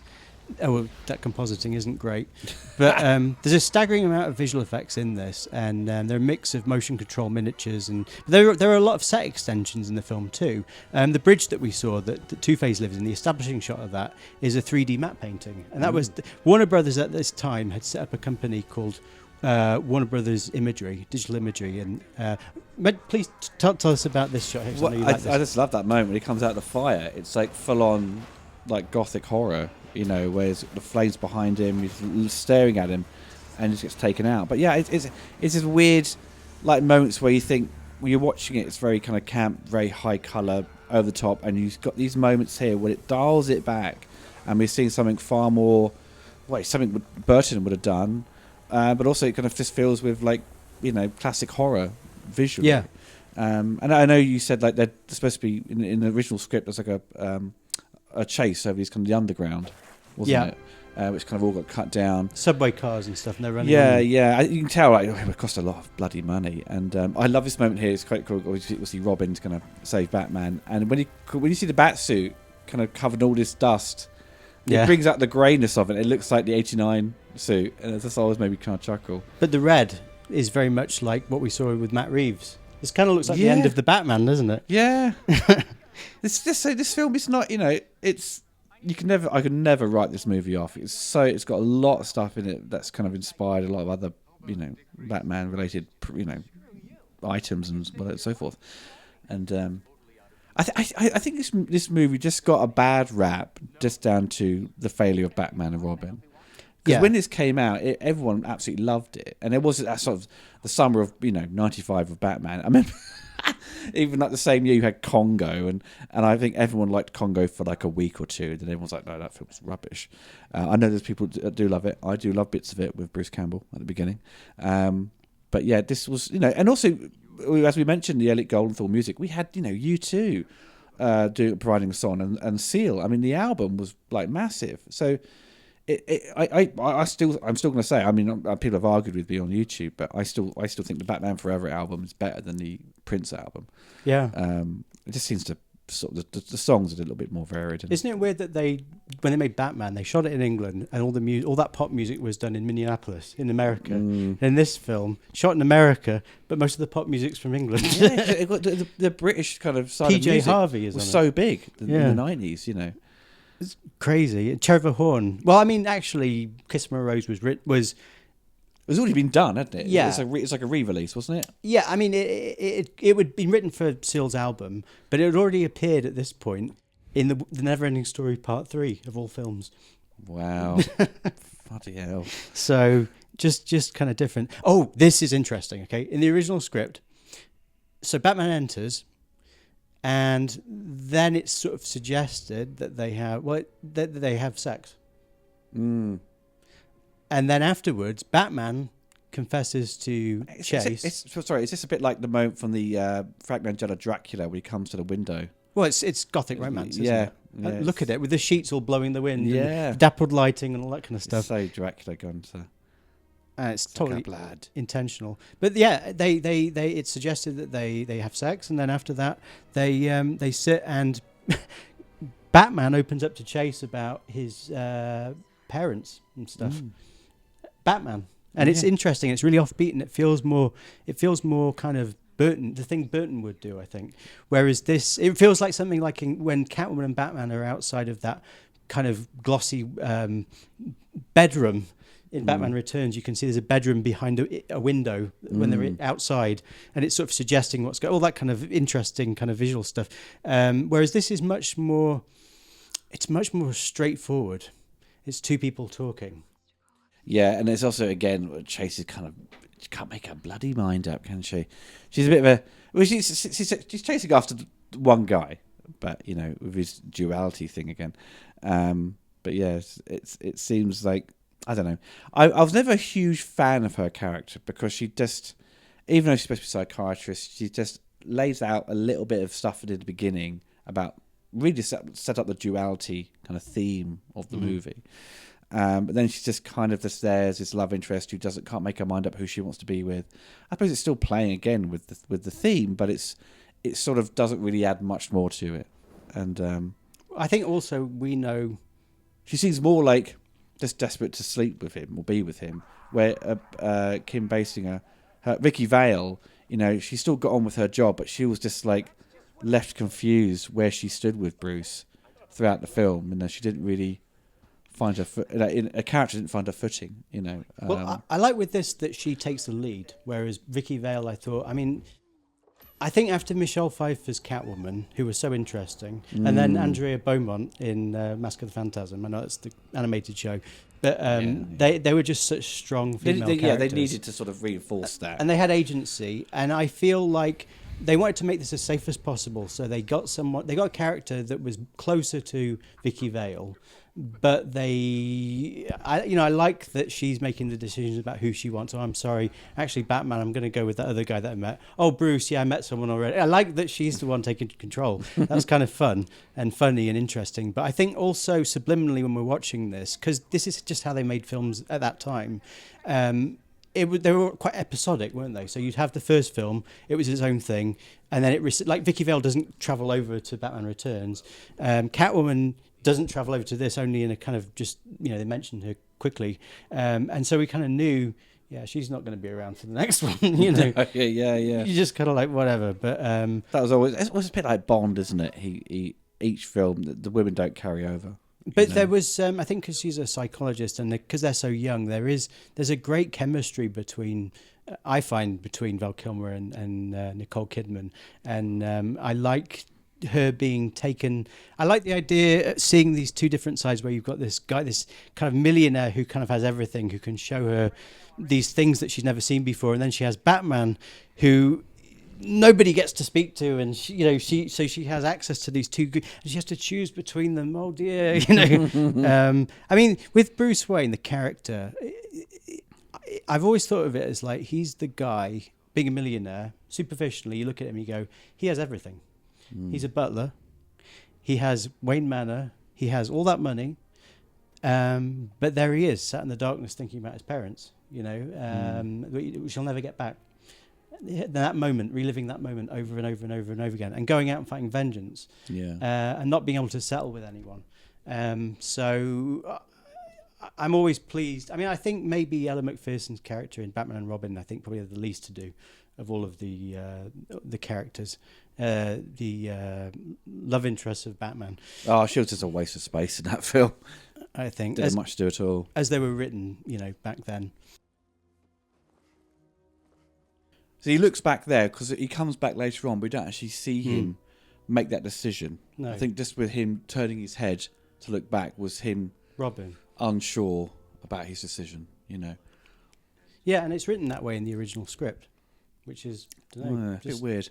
It's one of those things where you think about it, I don't really... You go think, well, why didn't they shoot that bit, With him just coming back on his bike. Or he heard something, you know what I mean? Or like, I'd supposed to be too far away to hear them screaming. One random thing I mentioned about Natural Born Killers before. There is a scene in that film where we see Joe Grafasi, who's the security guard at the beginning of this film, in the bank, and Tommy Lee Jones, they're together. They're not interacting in the same way. Joe Grafasi is basically playing the same character, doing the same thing. But he comes back later on. He's like, "It's Batman!" He points up. Is that him? That's him. Same guy again. Really? Yeah. I never noticed that. Must have got invited because he'd got into trouble earlier. See, this is all kind of played very broadly. You notice too that the way that Schumacher shoots Jim Carrey, he was a massive star at that time. If you're our age, you're, I guess, even 10 years younger than us. At that time, he was massive. He was big, and his thing that he did, his humour, it was enormous, and it was much loved.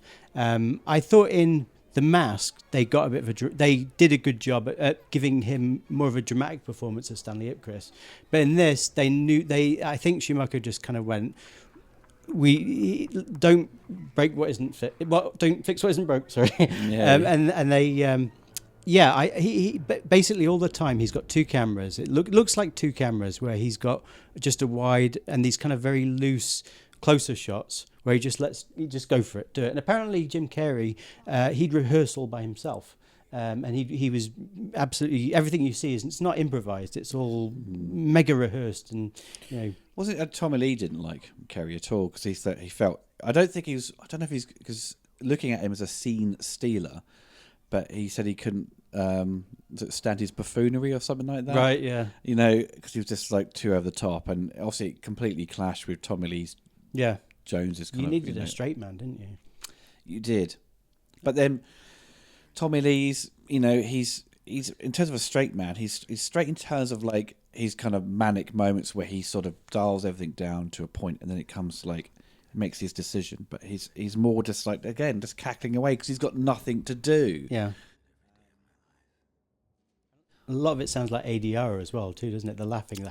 Oh, definitely. And even like from very early on with the helicopter sequence where he goes, "If the Bat wants to play, we'll play," and they cut that out of the movie. It's in the trailer, and they use it in the video game as a sort of sound sample, and it just sounds awful. It's like, "If the Bat want to play, we'll play." On fucking awful Mega Drive sound effects. Weird. This stuff's all great. I love all this stuff too. This flashback. This is all played straight. This is great. I mean, this is like obviously it's all cut down because obviously in deleted scenes the Bat gets really close to Bruce as an adult. And I know there was because of the Zack Snyder Justice League director's cut we got, and people were like, oh, let's have the Joel Schumacher cut, Batman Forever. And Joel was still alive at that point. And then he had passed away, and I know Kiva Goldsman said, oh, he's seen something, or there was talk about it during lockdown, and people thought, oh my god, we're going to get to see an extended cut of Batman Forever because there's a darker version out there. And I'm sure there probably is, and I think if they decided to do that, under the Warner Archive label or something like that, they would they could probably cut out a lot of those silly sound effects as well from the sound mix, and you can get something quite quickly to be a little bit more darker. Maybe. I think the problem is, though, as you said, it's embedded in so many of the performances, this over-the-topness and the kind of the toy shop window display lighting and stuff. I think it's hard to kind of fight that off. But I think this is a really nice scene, really played small, really a pleasure to watch and truthful. I think. Don't you think Kilmer is great in this film? No, it's just Val Kilmer. Sorry. Yeah. I mean, I know. I'm always kind of a bit unsure with Val. I always liked his Batman. I wasn't too fan of his Bruce, but even though Bruce has given him a lot more to do, and he's kind of written to be a better character. But I know Val didn't like the movie, like his performance in it, because he felt he couldn't do anything because the suit was so restrictive. Mm-hmm. He felt like he was just on camera, do his lines, then get off. Because he was really excited to be Batman, and he loved the character. I think he was even, as a kid, he was there when they were filming some of the 60s show. He got to see some of it, I think, like that, or maybe some event where Adam West was there as Batman, and I think he had even had like a remote control like a little toy Batmobile he sat in. So he was a fan, and it didn't work out for him. And I think maybe that decision made him not come back for a sequel, and he went and did The Saint, which is not a good movie, which is a shame. Good director, but doesn't this look like two people from two different worlds colliding now? It's like the people from the over-the-top cartoon live-action comic world and the Joel Schumacher dark drama world are clashing together. Just all kind of weird. It's like Joel Schumacher's now invaded Tim Burton's property. It's crazy. Impressive. He did a good job spinning that staff. He learned how to do that, didn't he? So yeah. Does it? It seems like second nature. It's all a little bit goofy fight stuff. And when they all charged in, they went the wrong direction, so they could jump over the couch. They're cool. Like Keystone Cops, though, aren't they? Or the Three Stooges or something. Whereas Kidman and Kilmer are playing in a different film. They're playing in more of a dark thriller. Yeah, I know. Once he gets his Riddler outfit on, it's exactly the same as the one from the 60s show.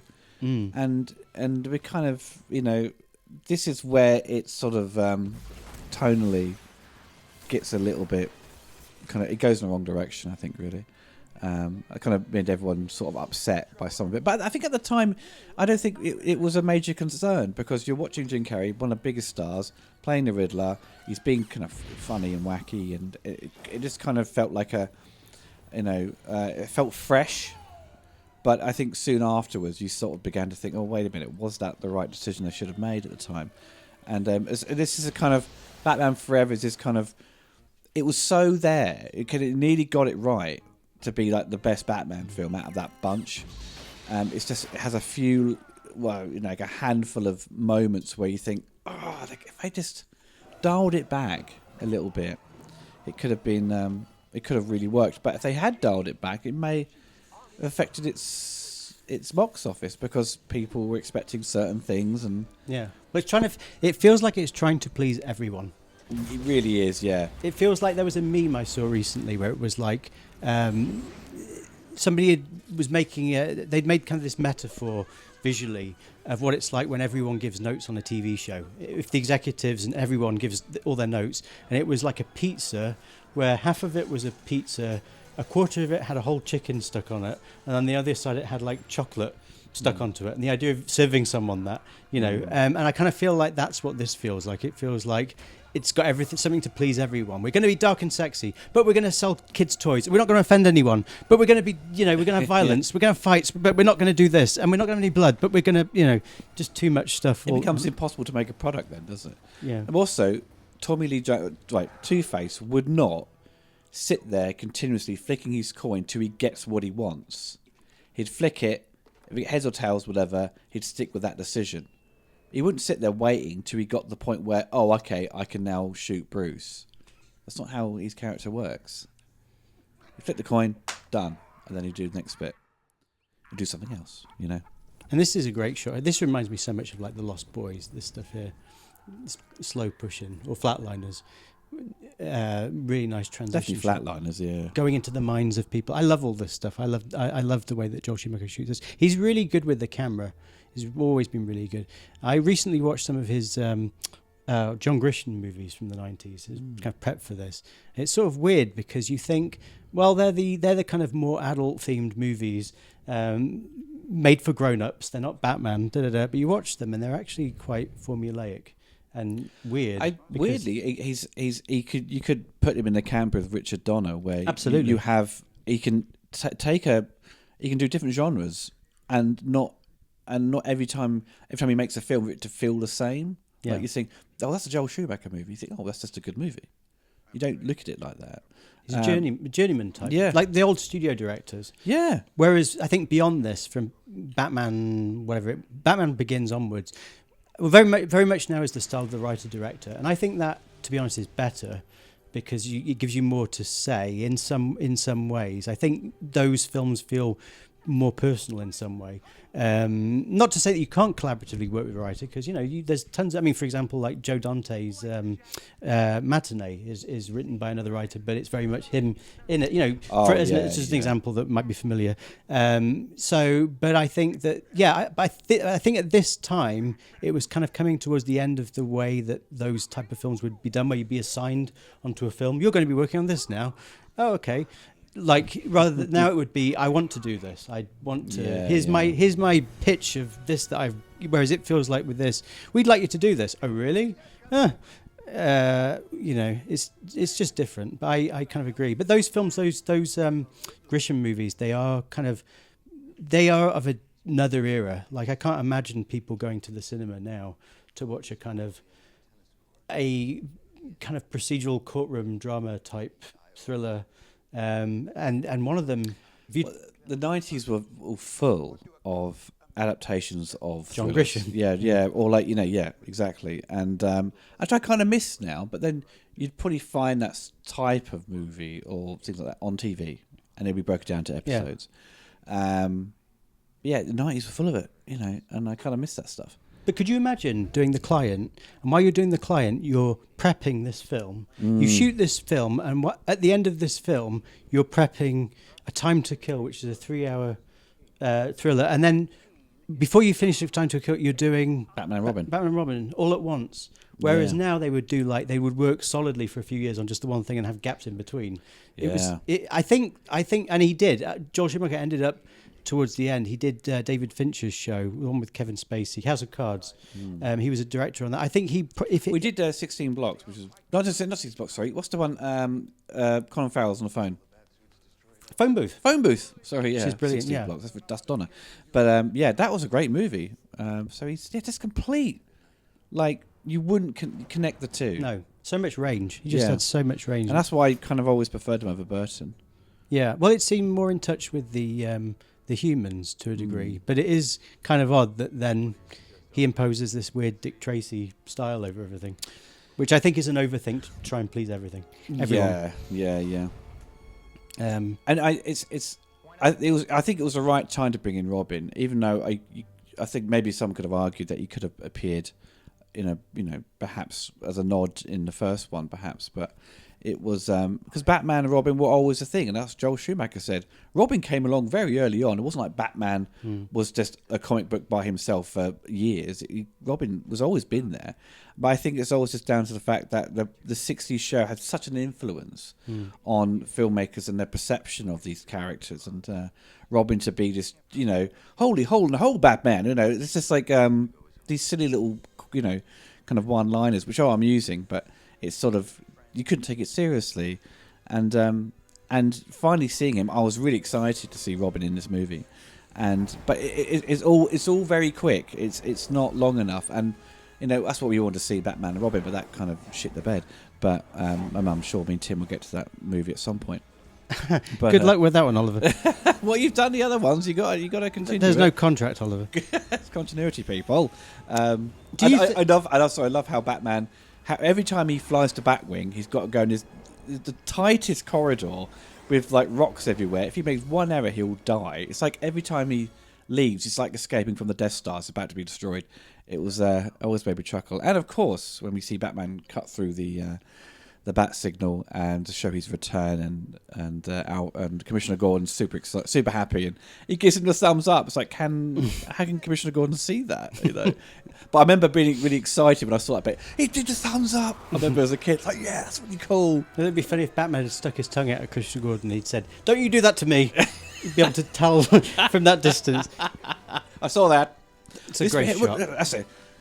Trailer shot, they're finally Batman and Robin together, and this whole sequence is cut short because they just get blown up. It's like, no, why couldn't the Batwing just flown around that Enigma's kind of like base of operations and start shooting it, firing rockets, Robin be able to do something, I don't know, the same thing but on sea, but it's all just like blown up, and you see, as you said, Tim, once that bat boat is blown up, it looks like a completely different boat.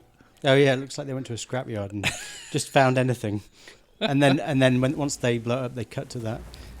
I have a feeling. Right, here's my overread. Do you think Joel Schumacher, being someone who really adored his youthfulness, who really wanted to be a teenager as quickly as possible, somebody who is lively, party going, do you think he is Robin? Do you think this spoke to him in that way? No, I don't think so. I didn't read it as that. Yeah, I mean, as Joel said, anything that would give you any thought to that? Well, as I said, just the stuff that I've read about him. Right, yeah, and he's sort of trying to maintain his youth. Well, just those attitude of life. Well, as I said, when he was young, when he was a child, he really wanted to be a teenager. He really wanted to be it, and he was orphaned as well. Oh no, he wasn't orphaned. His dad had died young, but that had a major effect on him. And he partied. He partied when he was young, and he's to the point where he said he's lucky that he survived. And anyway, I just see whenever anyone makes a Batman film, the first thing it seems almost like the first thing you want to make clear is we're not doing Robin. Yeah, even when they did the new Christopher Nolan one, they tried to reconfigure it, and it was kind of like, well, we've finished now, so we're kind of not going to say that we're going to do Robin. It sort of is Robin, but we're not. We're really ashamed of it, and we just want to cut off now. Well, I don't understand that attitude. I think it's still, again, as I said earlier, that throwback to the 60s Robin. And I think people just seem to like the fact that Batman can operate on his own. He doesn't need Robin. But I suppose Robin was introduced to appeal to the kids at the time, wasn't it? I think it's difficult to get Robin right, and I think they did get it right with Chris O'Donnell. Yeah. And if Joseph Gordon-Levitt, if he was introduced, say, The Dark Knight, as a potential Robin, or Nightwing. Was it Nightwing? What's the other kind of spin-offs of Robin? It's Nightwing.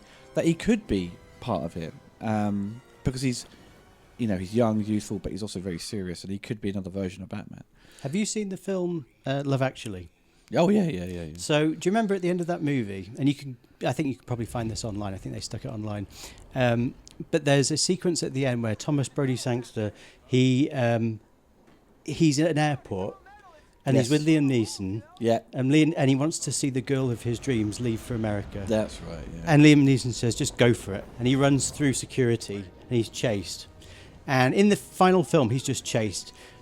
But originally, as they shot it, and there's a point to this, by the way, I'm not diverting too much away from what's happening on screen. So they'd originally shot it so that, and written it, so that this character, this young boy who's about 12 or 11 or whatever, he's an athlete. He's kind of like doing kind of similar stuff that the Graysons would do.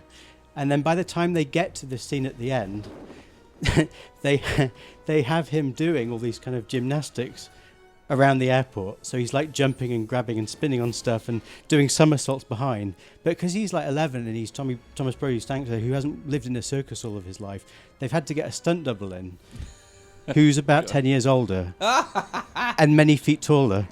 So it doesn't really cut. And it's fascinating to watch. And when you watch that, I think you have your argument there as to why, certainly at this time, they would have gone nowhere near doing a 12-year-old, doing Robin. It was about 13, I think, in the comics. But you can see, and I think in a post-Harry Potter world now, where you've got these films with child actors doing much more, and with the technology now, what you can do now with technology, you could do so much more. But there's that argument too. It's still unrealistic though. Like a 12-year-old couldn't have the strength to knock a man out. Couldn't knock him out with a punch. You wouldn't believe it. That's maybe why they may have thought, well, it's not going to bring in Robin. But it's always just the element, that fear of the campness and the cheesiness to it. That's crazy how they built the whole the Riddler's building's kind of elevated upwards, this massive kind of structure. And I like the idea that there is this kind of, the third act, they've got to get to this space. It feels very much like Supergirl and Krull, where you've got this kind of monster, or the villain at the end is their base of operations. And I kind of like the fact that was in the X-Men Apocalypse, which is not a great movie, but he created that massive pyramid at the end, and they've got to go save the day. That kind of structurally works in a very superhero fashion. Drawing on what you were saying though earlier about how things get mixed out, there's another key thing in the original script was that when Batman comes to this place, he ends up going into his mind. Well, he ends up going to this holograph kind of stuff from the box and getting lost in that, where he sees, if I remember correctly, he sees like the villains from the previous Batman movies, and then he can't tell what's real and what's not real. That would have been brilliant. That would have been great. And for budget or whatever reason, they've cut all that out, so this just becomes a venue with nothing in it but Jim Carrey at the top.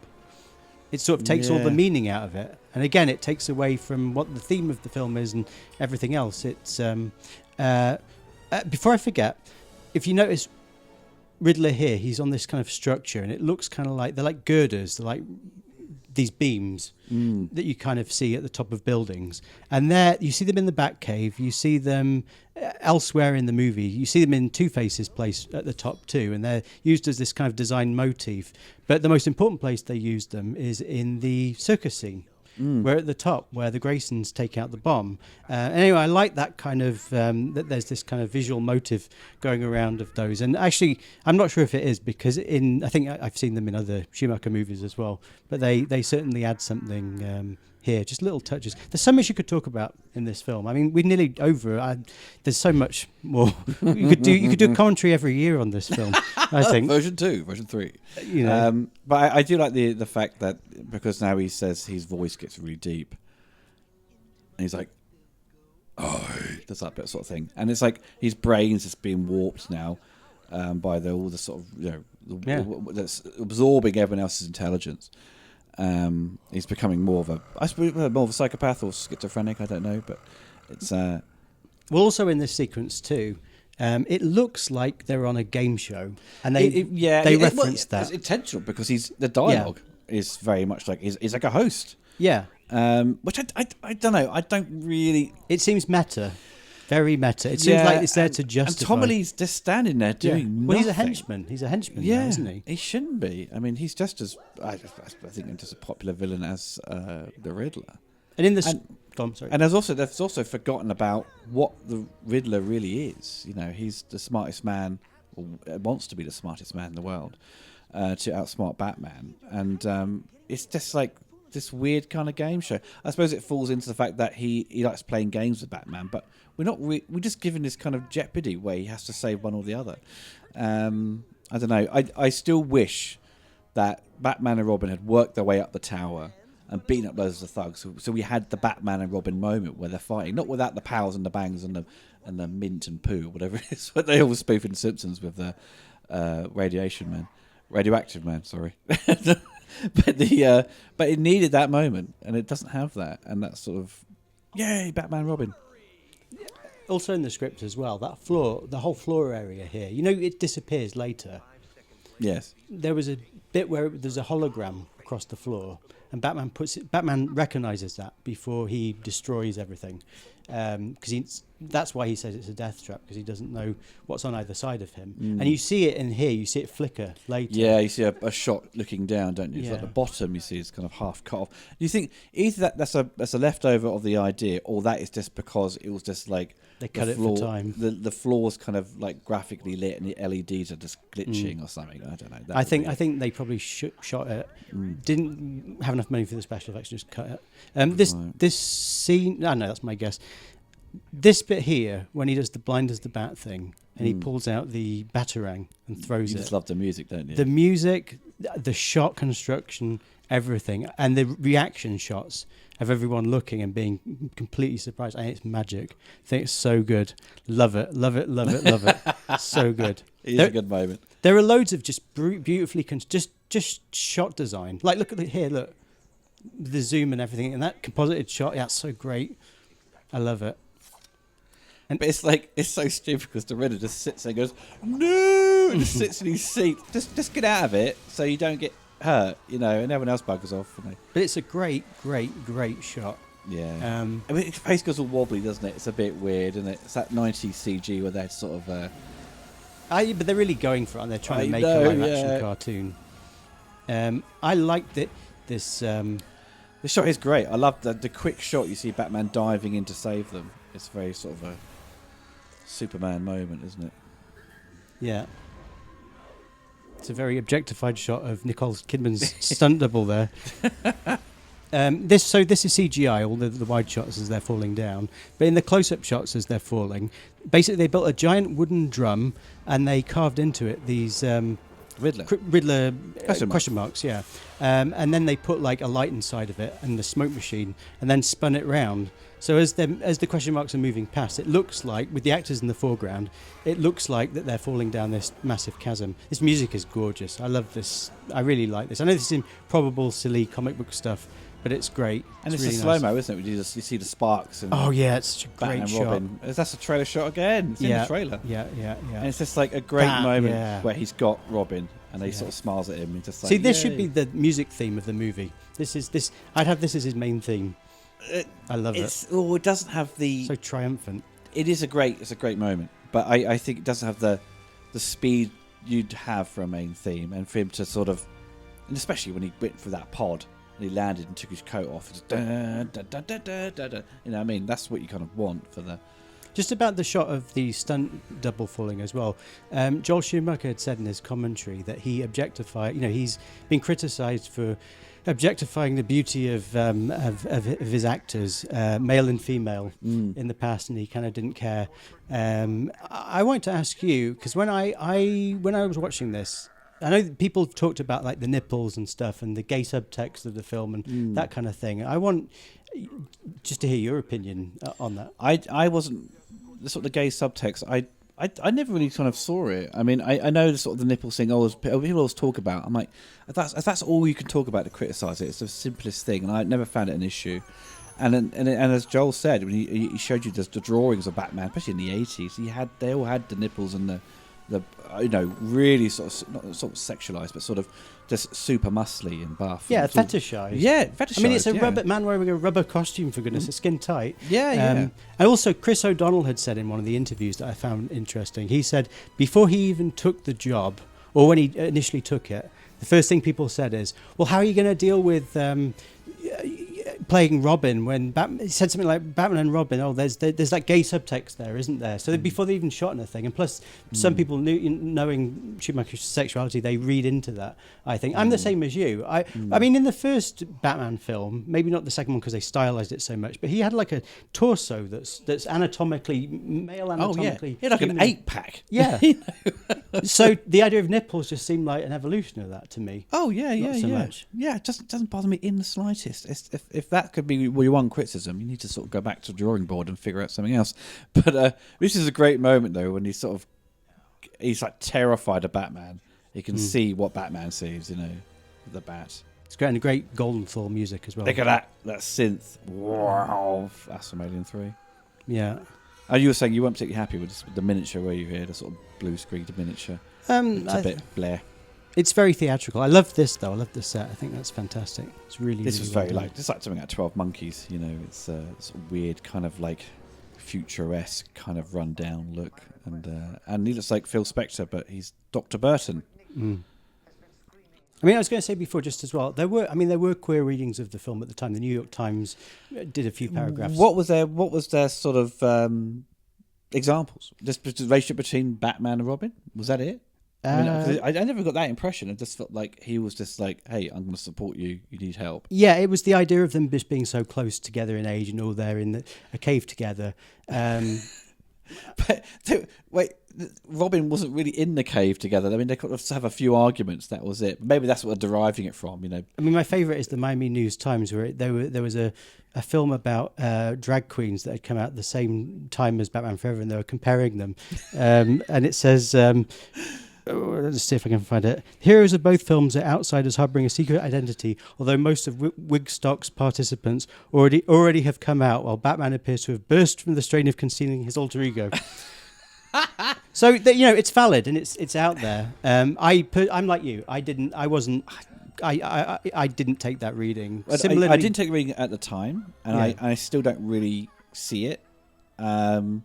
But there's always going to be something there that you could look into and go, yeah, okay, perhaps. But, who cares? And also Batman and Robin, I mean, that movie, again, that was much more... even that's more campy, but Yeah. I didn't... But they're fighting over a woman. There wasn't no sort of, hey, these guys, there's some sort of connection there, Yeah, I mean, but it's Uma coded. Thurman, like Poison Ivy, is like super camp. Like the whole thing is like, it's all played up to 11. Well, they have a rendition of Poison Ivy arranged by the musical director of Madonna's Blonde Ambition tour. So, they knew what they were doing. But yeah, I mean, I've seen like, YouTube videos where people have said Robin was my sexual awakening. Guys. So it's valid. I think it's totally valid. Yeah, I wasn't aware. I wasn't alive to it, and it's interesting that at the time I didn't think anyone thought it. I think it's this thing that I thought people used to talk about, but it's not. It was talked about at the time. Yeah, but this is complete play on the '60s show as well. I mean, it's still there. They tried to get rid of it. They tried to get rid of it with the Burton one. It's all Frank Miller. It's this adult kind of direction. Now they're sort of trying to pull it back with the Adam West show, which is I don't know. I always kind of left me on the fence about that. But it's it is what it is, man. And as you mentioned, the music, the U2 song was incredible. We played. Me and my friend went to see. Because I mentioned Congo earlier. I went to go see Congo. This Showcase Cinema because I didn't play it in Cambridge where I was living at the time.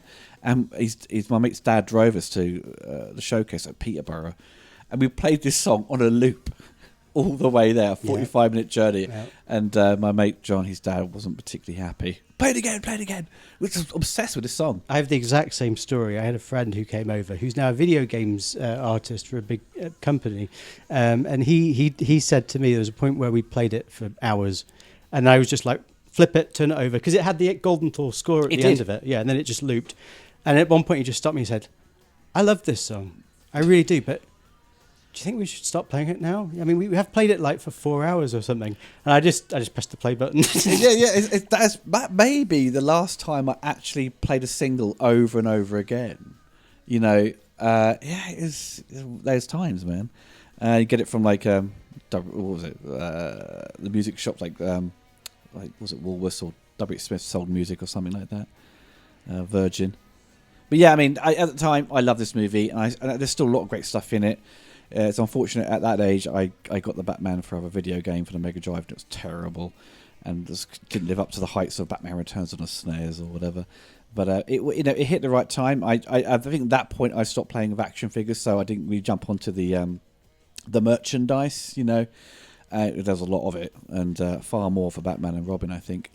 I still recall. I think they talk about in the documentary like those McDonald's custom glasses, like, you know, for Batman Forever. I think they're really like expensive collector's items now. Yeah. And I would love to have had one of those because they're really cool.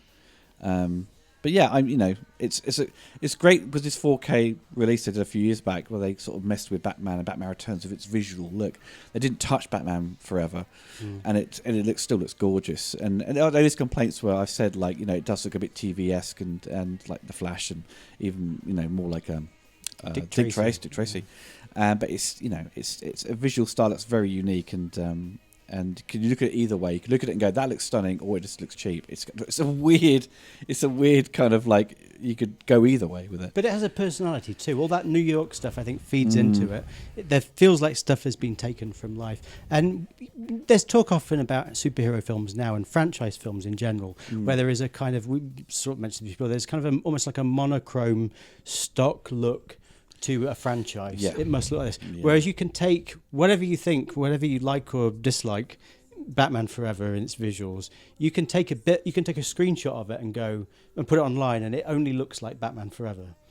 It looks like its own thing. I think that's what we're kind of missing now with a lot of these superhero films. They don't have their own personal identity, and I think that's not always a bad thing. But I think as a result of everything's a shared universe in case of Marvel, they've all taken on a familiar look. Yeah. They're all using the same cameras and lenses, and it all looks very samey. And I think now we're sort of wishing for films to have their own unique look, and that's what, you know. The Batman, you know, looks so visually different to everything that we've seen with what Marvel had been doing, and it's still keeping in what, you know, Warner Brothers did in the 90s with these Batman films. Everything was so visually different, and you can pick one and go, I love that one, don't like that one. But for me, still, I still love the '89 movie for its visual look. I think that's kind of what I envisioned Batman to be, because that was the one I saw first as a movie, and that got stuck with me, and I think that's how I think it should look. But yeah, well, that's the end of the commentary, folks. Hope you enjoyed it, and me and Tim will be back with another commentary soon, which will be on Toby Hooper's Life Force. Take care, everyone, and goodbye. Cheers.